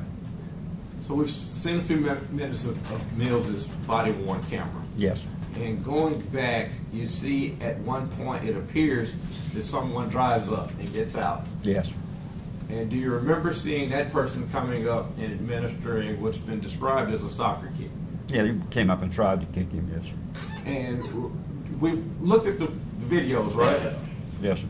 Could you ever determine definitively whether those kicks landed or to the degree in which they landed? Well, not absolute, but you could tell that on the first kick, if you slow it down, it seems like it's more on top of the head than you would think, at full speed, as opposed to being, flush. But you really can't, it kind of disappears on you at times when you're kicking up in there and you can't tell. Do you remember us looking for the specific movements in relation to Darius Bean when that occurs? Where does it appear that Mr. Bean is? Yes, sir. He's still struggling with the hand and the cuff on the hand. And it's obvious his face is full of that pepper spray because he's trying to hang on and look down and, not let go of. You heard a few moments ago questions regarding the duty to intervene, and I assume that on cross-examination you might be asked some more questions regarding the duty to intervene. Can you explain to this jury the reasonableness and whether or not Mr. Bean's actions were reasonable in relation to a duty to intervene? Well, in that particular case, he could not turn loose of that cuff because that creates a weapon that could be used to hurt other people. The other issue with it is you're talking about a 3-minute affair. You're not talking about, a long, drawn-out thing, so there wasn't a lot of time there. Would it have been nice if he could? Sure, it would have been. But that's not always a practical solution at that point. Plus, it's questionable to me whether he even saw the kicks and the hits, because when I talked to him, he told me he did not. And we know that he'd gotten sprayed with that pepper spray on at least a couple of occasions. When you have a person that's down, did it seem that one person out of everybody I think we approached.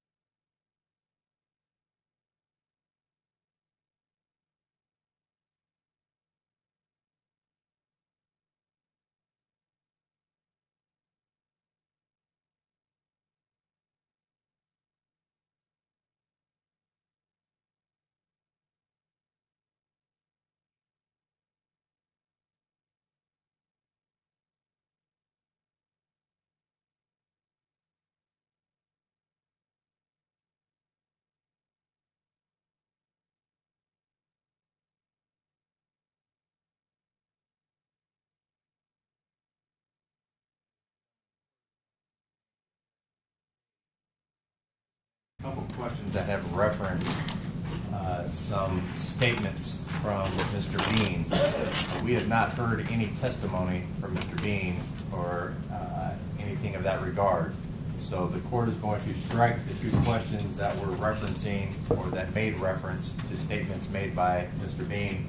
And the court is going to ask you all to strike that from me, or strike any responses or questions from your notes, and instruct you all that you cannot go back and use that information during your deliberations. Yeah, proceed accordingly, Your Honor. And hear me carefully, because just like what the court said, I don't want to go into what might have been said during the time that you were looking at these videos and consulting.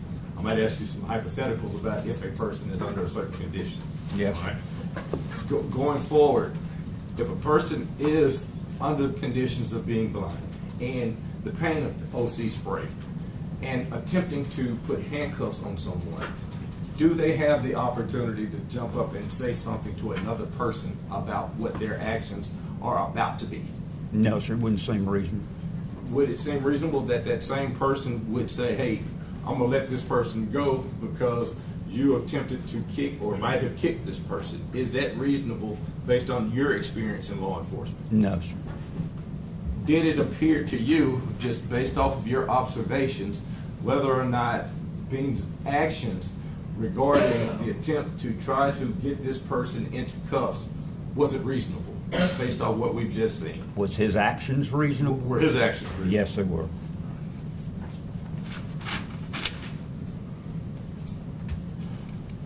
We're going to go to, if you will, the body worn camera number 2.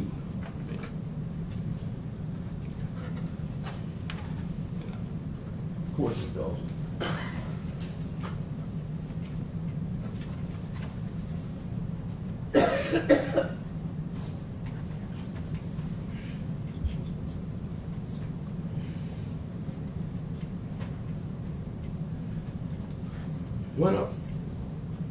While he's pulling that up, when a suspect has been in an altercation with officers, is there a duty that you have taught regarding medical care or providing any sort of medical treatment? Well, if you think he's injured, you have an obligation to notify medical. And once people that are considered EMTs or emergency medical team, would EMTs, once they arrive, who is the higher standard of health care on that scene? it'd be the EMT. I mean, they're going to tell you what you need to do, and whatever you do, whatever you got to do to assist them. Did you ever observe Tadarius Bean do anything to obstruct the administering of treatment to Mr. Nichols? I did not observe anything of that nature. And this is with the various body-worn cameras that you looked at? Yes, sir. If during the course of EMTs being on the scene, and then once a paramedic arrives, if the paramedic or EMT would ask the officer who has handcuffs on the suspect to remove said handcuffs, what would you expect that officer to do? I expect him to remove him if it's reasonable to, and by that I mean he's not still acting crazy. And I believe, and from what I saw on the film, they did remove the cuffs once the medical people got them. I'm going to show you the timestamp, if you will. Timestamp was 20:57:25. And this is on that same scene. Yes, sir. And I believe that EMTs and, at this point, paramedics have arrived.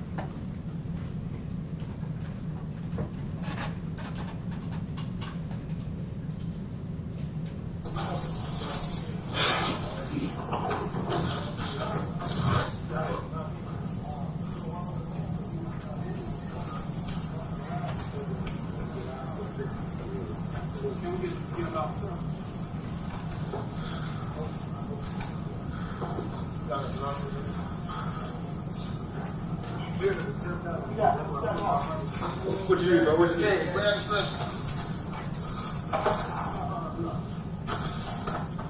You got his hands up. I got one, bro. I saw it in front of line away from him.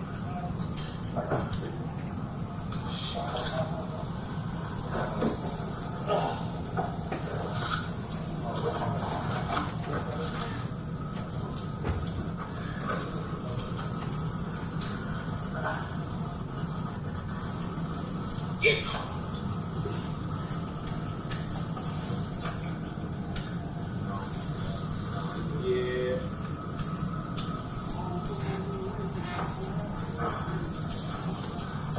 Stop. Now, if I propose to you that that is the body-worn camera of Tadarius Bean, Yes, sir. if you see that person wearing that body-worn camera appear to unlock the handcuffs after being asked by a paramedic, does that appear to be reasonable? Yes, sir, it does. Now, if there are questions or not, if there are questions that are coming from a paramedic or an EMT regarding a person's injuries or what appears to be injuries, do you expect an officer to say one way or the other what has happened or answer those questions? Expecting to answer the questions of the EMTs because they have the medical knowledge. If there are no questions being asked of the particular officer, what would you expect the behavior of that officer to be on the scene? Stay out of the way, not cause any confusion, just support. And if those officers if those medical providers or healthcare providers are on the scene and they're observing this particular suspect, do you know of a duty to start rendering a play-by-play of what has happened moments earlier? No, sir, I'm not aware of any such duty.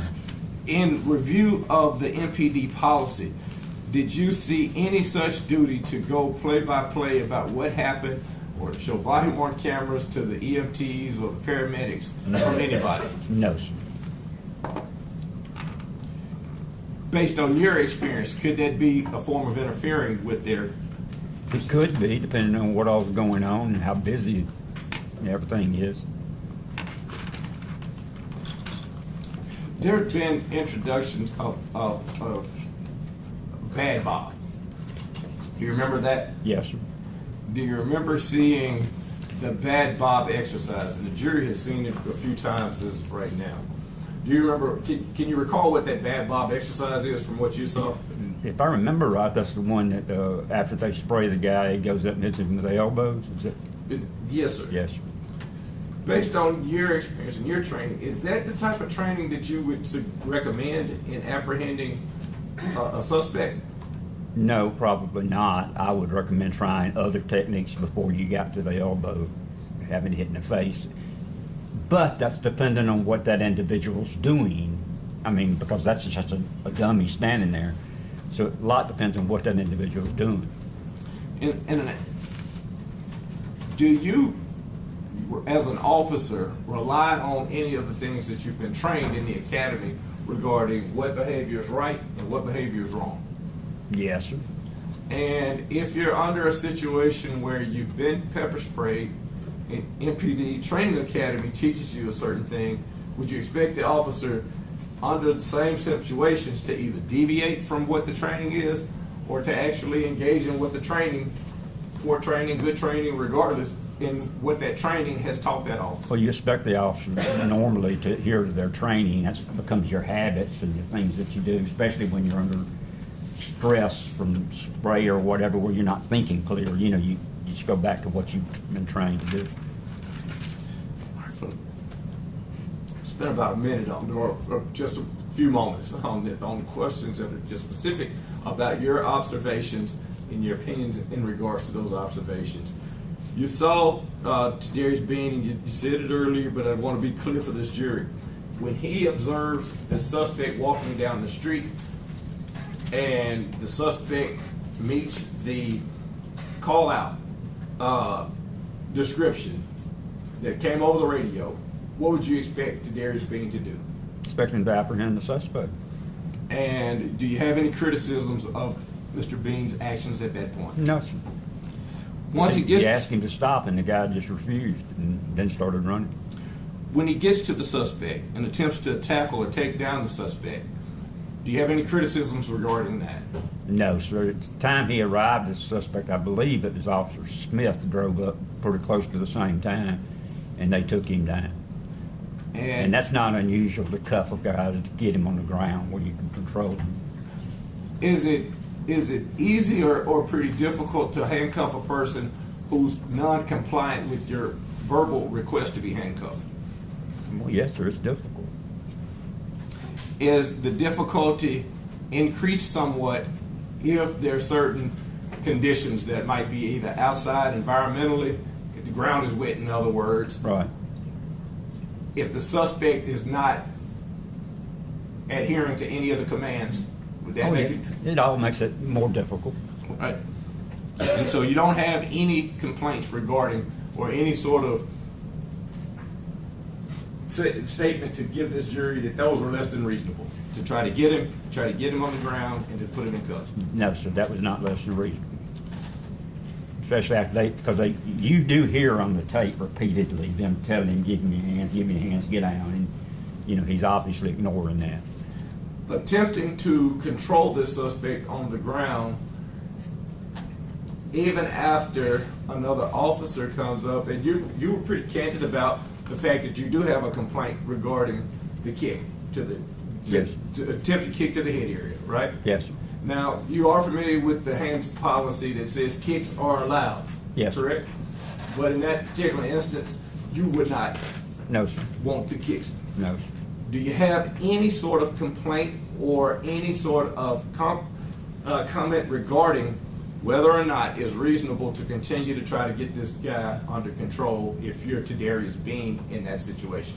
Oh, absolutely, it was reasonable. In fact, it was expected. If he stopped trying to get him under control, someone's going to get hurt.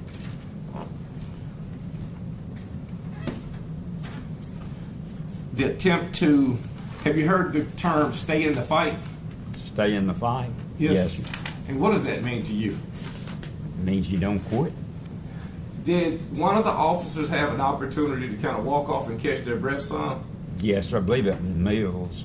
If I remember right. I know after he sprayed that pepper spray, must have got some on himself the way it sounded, you know, when he walked off like he was trying to get his breath. And even at that time, even after the point that it appeared that Mr. Nichols, did Mr. Nichols at some point appear to get up from the ground? Yes, sir, you got to. Is it as your experience as an officer, if you have a non-compliant person, is it more difficult to arrest a person who's standing up or to arrest him if he's on the ground? It's more difficult with him standing. And usually on the ground you can get better control of. In that particular situation that Mr. Bean and those officers were facing, would it have been an easier or more preferable, let's put it that way, preferable arrest to take him to the ground or to continue to have him standing up? Take him to the ground.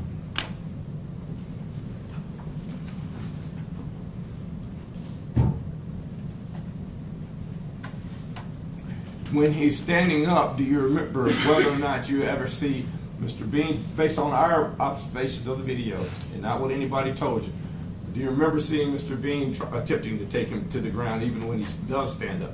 Yes, sir, he's still trying to pull him back and pull him down. Did you see his hands placed on the waist at some point? At one point, yes, sir. Did you see his hands on one of the hands? Oh, yes, sir, that's where the cuff was still attached.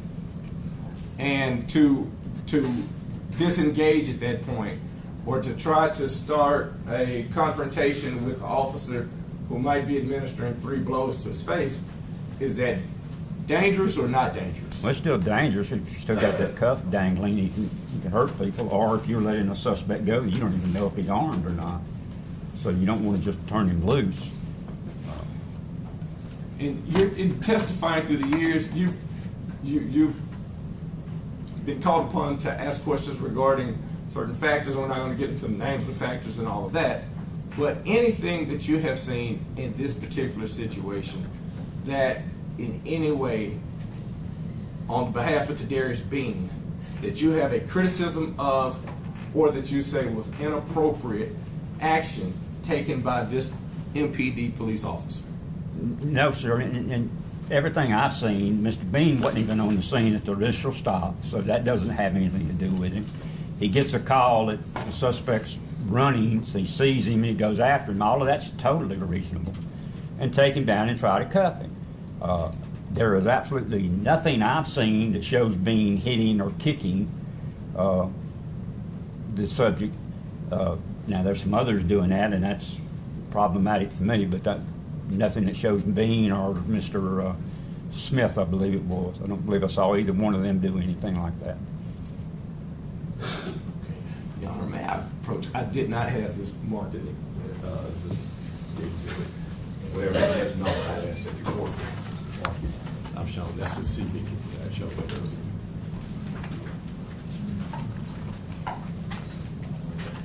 Any objection to the CV? No, Your Honor. All right, we'll show the 5-page resume of Mr. Tisdale as Exhibit 38. Your Honor, based on that, at this time, I pass the witness. All right. Mr. Leffler, Mr. Stengel? No question. All right, Mr. Zuma? I don't have anything, All right, State? Ms. Judge.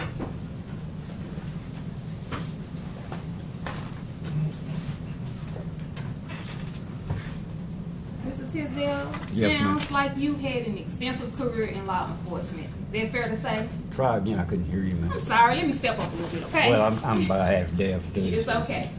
It sounds like you had, and now the acoustics, it sounds like you had an extensive career in law enforcement. Is that fair to say? Yes, ma'am.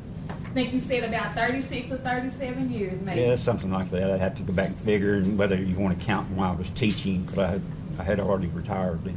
Gotcha. And then you started off in the patrol car, Yes, ma'am. like any other officer, and you worked your way all the way up to chief. Yes, Is that ma'am. right? Yes, ma'am. Chief in 2 different agencies. Yes, ma'am. And you talked about, and I know we want to limit our testimony to what Beans did, but you understand you've been tendered as an expert in use of force in general, right? Yes, ma'am. And so with that, I want to talk about some of the stuff that we've seen, because you've been in the courtroom today, haven't you? Yes, ma'am. You just went through some body cam with Mr. Perry, right? Yes, ma'am. You said that every action that Tadarius Bean took, and we'll talk about those actions, but that was reasonable. Yes, ma'am. But you would agree that everything that happened out on that scene wasn't reasonable. Based on what I know, because you have to remember I wasn't hired to investigate that part, so I didn't question people or look, into more evidence than what was approaching Mr. Bean. Judge, can we approach? So,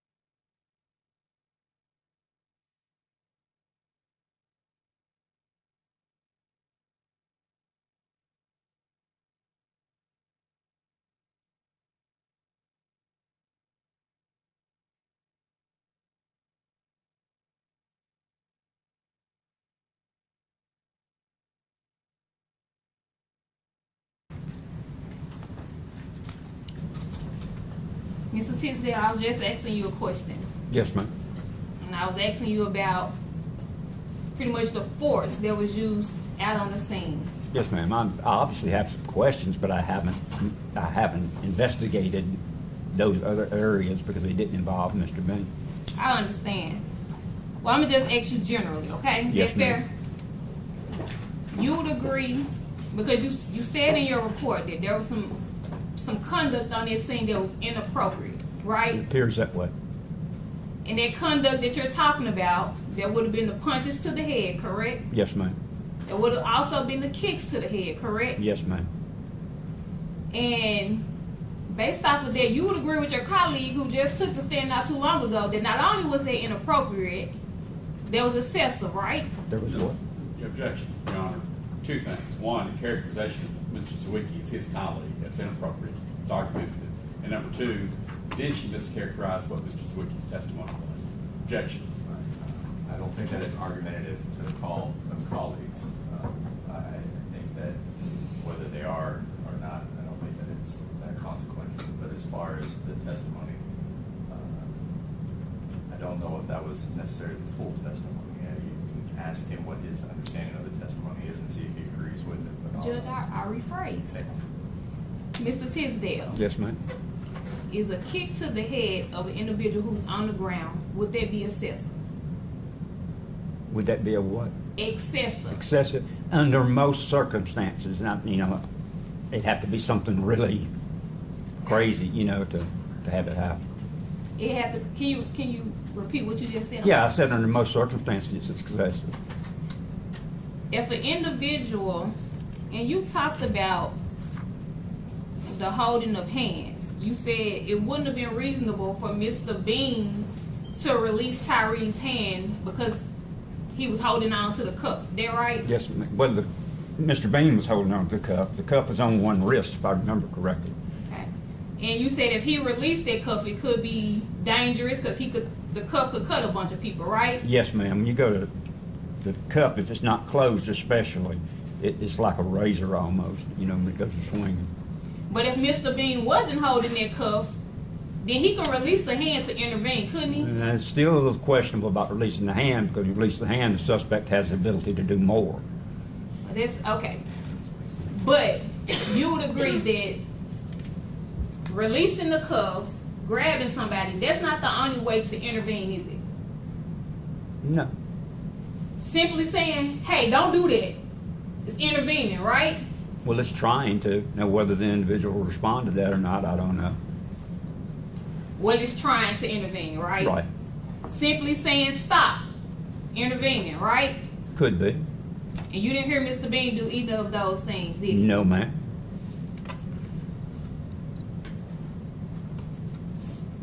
You talked about how if medical personnel made a scene, if they don't ask questions, officers don't have to volunteer information.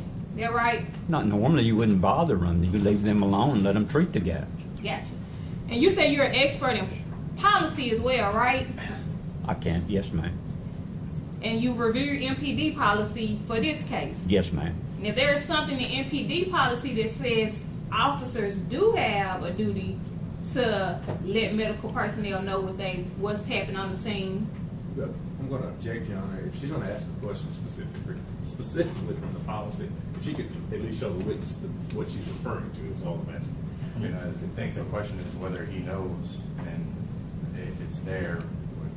I think the question that she's asking is a fine question, so I'll allow her to ask the question. thank you, Judge. Mr. Tisdale, Yes, ma'am.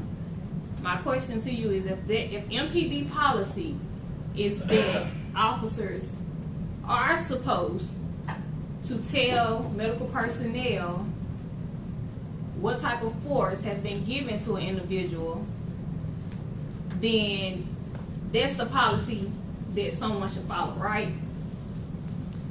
Yes, but that's without knowing what all's in it. I mean, I don't know, factually what all's there and who told or didn't tell. I don't know whether or not another officer told them or whether or not Mr. Bean told them later, because I'm just asking about if that's the policy, that's what you should do. if that was all it said, yes, ma'am, but I don't think that's all it says.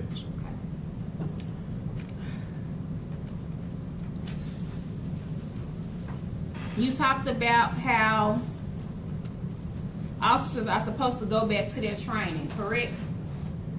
What I said was under circumstances, they default to their training. So officers are supposed to follow training. You Yes, agree ma'am. with me on that? Yeah, you would like to, yes, ma'am. And you said you reviewed MPD materials. Are you aware that MPD only teaches 2 types of kicks? Yes, ma'am. What are those 2 types of kicks? I don't remember, but I remember noticing that they were in the use of force. Neither of those kicks are kicks to the head, are they? Oh, no, ma'am. Would you agree with me that any type of strikes to the head could be deadly force? Could be, yes, ma'am. Judge, one moment.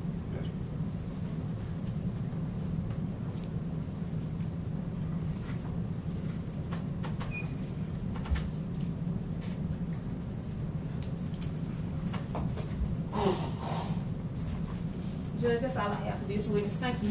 Thank you, ma'am. Right now, the attorney's pro.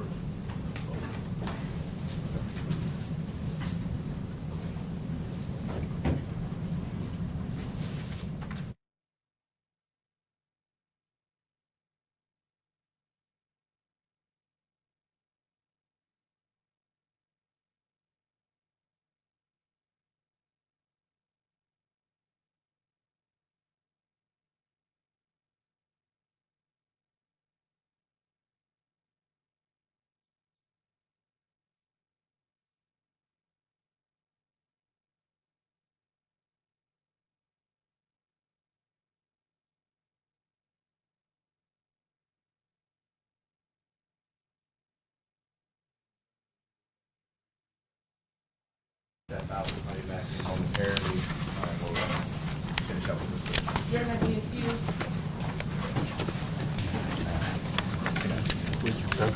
Okay, thanks. Hello. I just didn't want to be disrespectful. Your last name Jones? You ain't no kin to me, or my mama was a Jones.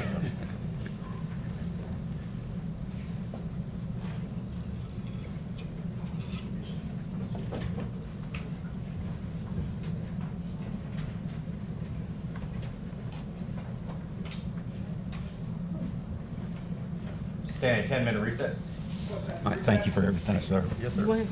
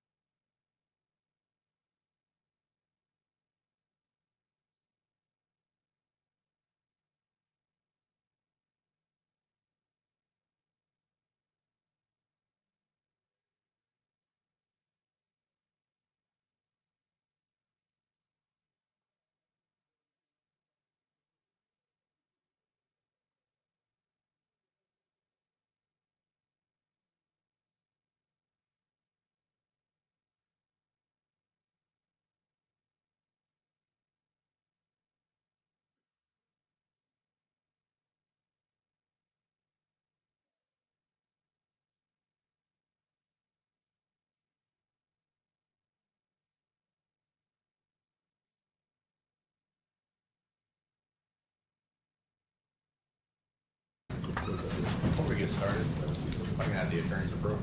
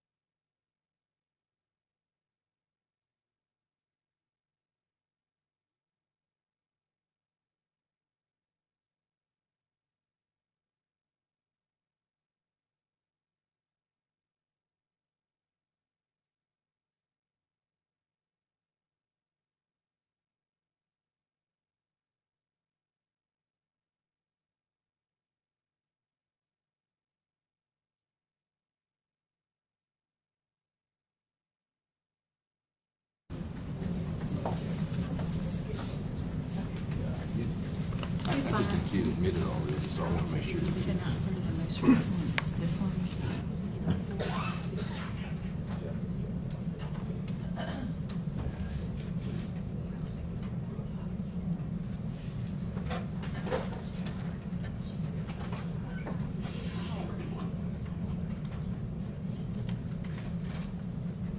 All right, Mr. Perry? Perry? Yes, sir.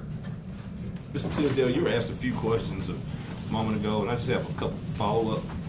You were asked if it would have been practical if you see a person administer a kick, now without justifying as to what anybody has told you, period, but just under the hypothetical of if you have been blinded by pepper spray and you're trying to apprehend someone who's not coming into compliance, is it practical for that person to let go or to in any way say stop to anybody if they don't see what has happened, that they should say stop to? It's not likely, I mean, because you're kind of off target and you're more worried about yourself. And is your focus pretty much on the issue that's at hand? Yes, And I approach you on it. Yes, sir.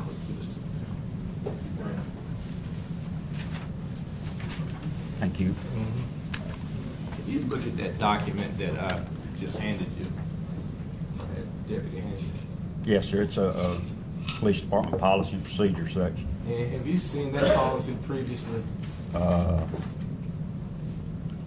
I think so, sir, but I'm not 100% sure. Okay.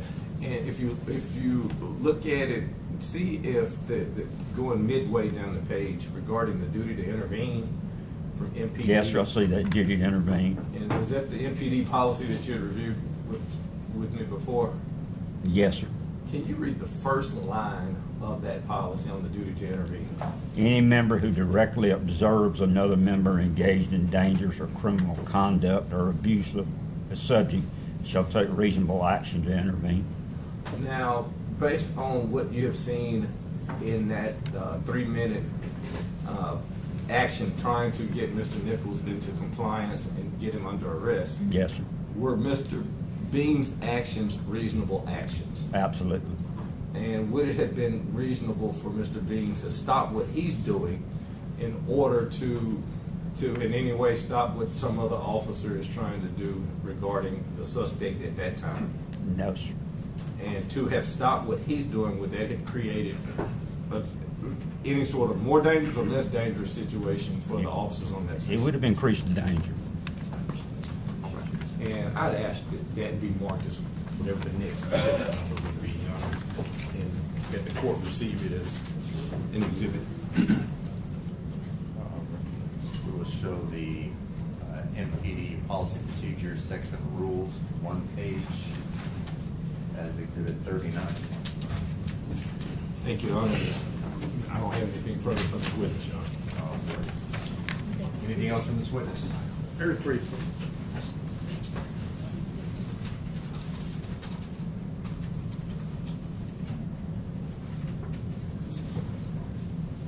Mr. Tisdale, you spoke briefly earlier about verbal judo, correct? No, I think this is beyond the scope. I of acknowledge any- about her. This is beyond the scope of any recross. Mr. Perry was limited in his questions to just 2 or 3. This had nothing to do with it. Do you have a response? I withdraw the question. All right, so that sustain. Anything else for this witness? No, sir. So those are all the questions we have for us, sir. You can All step right. down. Please watch your step. Well, thank you very much, sir. You got it. Good crew.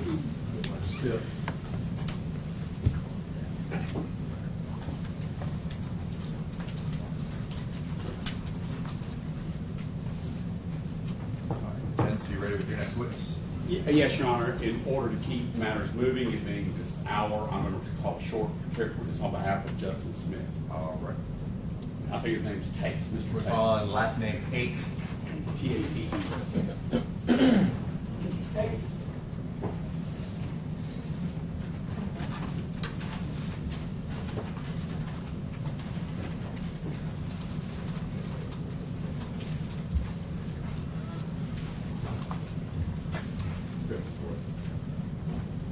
Can you ever face the judge, raise your right hand? Sir, do you solemnly swear or affirm that the testimony you give today will be the truth and nothing but the truth, so help you God? Yes, sir. All right, please have a seat, sir. All right, proceed. Thank you, Your Honor. Could you please state your full name and spell it for the court reporter, please? Yes, sir. It's first name is Curtis.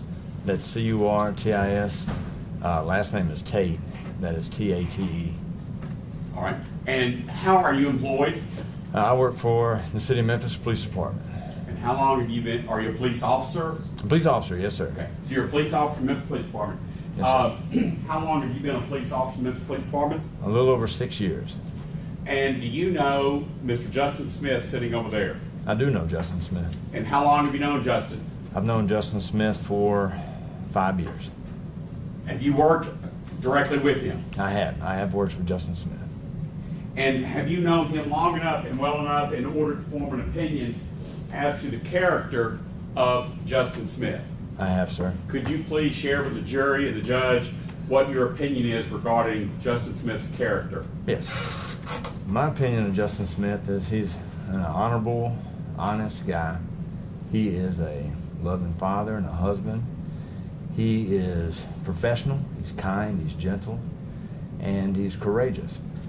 He's incapable of, in my opinion, of hurting a victim, any suspect, and any citizen.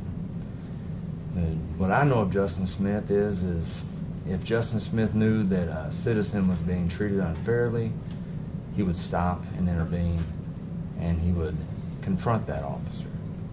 I know that Justin Smith, I know, is the kind of guy that if your mom or your daughter was broke down on the side of the road, you'd want him to be driving by because he'd stop and help. If one of your family members was on the wrong side of a mistake and had to be taken into custody, the Justin Smith that I know, that's who you'd want to do it because he'd make sure that they were treated fairly. That's the Justin Smith that I know. Are you familiar with whether or not Justin Smith has a reputation within the Memphis Police Department and specifically the organized crime side? You don't work in organized crime, do you? I did. You used to. So, Yes, do sir. you have knowledge or information regarding Justin Smith's reputation amongst the Memphis Police Department and the OCU umbrella, for lack of a better word? Absolutely. It's the same reputation that I just spoke to you all about. He is an honest, hardworking, courageous, fair person. He's incapable of being untruthful. That is the Justin Smith's reputation that I know of from working with him in the organized crime unit for the Memphis Police Department. That's all I have as witness, Judge. Mr. Perry? No questions, Judge. No question. All right, state. You said Justin Smith's a good person. Yes, sir. Good people sometimes do bad things. Yes, sir. You agree with that? Yes, sir, I do. I heard a word that you said I don't agree with, okay? Yes, sir. I've heard incapable.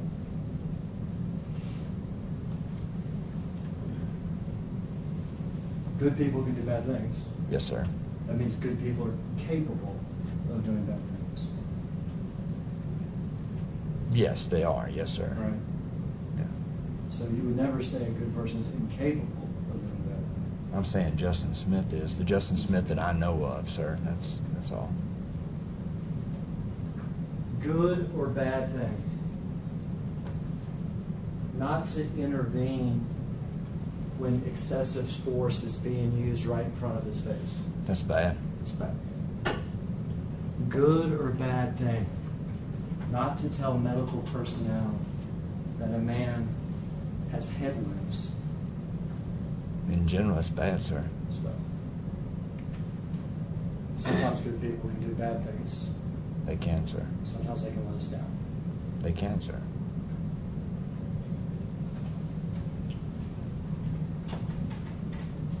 Was there anything finished? Are you done? Thanks, sir. Now, you've seen the videos that have made its way around the media. Is that right? I have seen some of the video, yes, sir. And you testified, the way you testified, that Mr. Hagerman skillfully talked to you about good people, and good people can do bad things, good people are capable of doing bad things. That line of questioning, okay? Yes, sir. I think he was speaking in general. Yeah. You're getting ahead of me, Mr. Payne. Got it. Does any of that general hypothesis, are you still of the opinion that Justin Smith, that you know, is incapable of harming a suspect? Yes, the Justin Smith that I know is incapable of harming. That's all I have, John. Anything else for this witness? No, sir. All right, so those are all the questions. You can start down. Yes, sir. Right, ladies and gentlemen of the jury, we've been going at it for some time. At this time, we're going to go ahead and excuse you all for the evening. We are going to get started again tomorrow morning. We will have you all back in here ready to go. But please rest well, and we'll see you all tomorrow morning.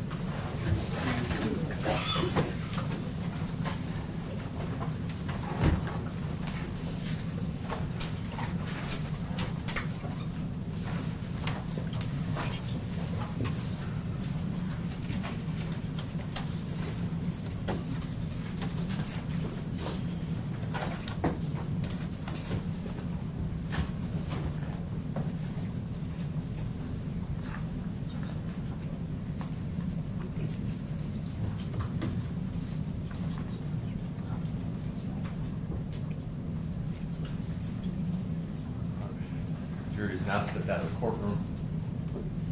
I did have a question for the attorneys. Y'all can be seated. With regard to the expert, Mr. Zawicki, just wanted to make sure that there was discussion about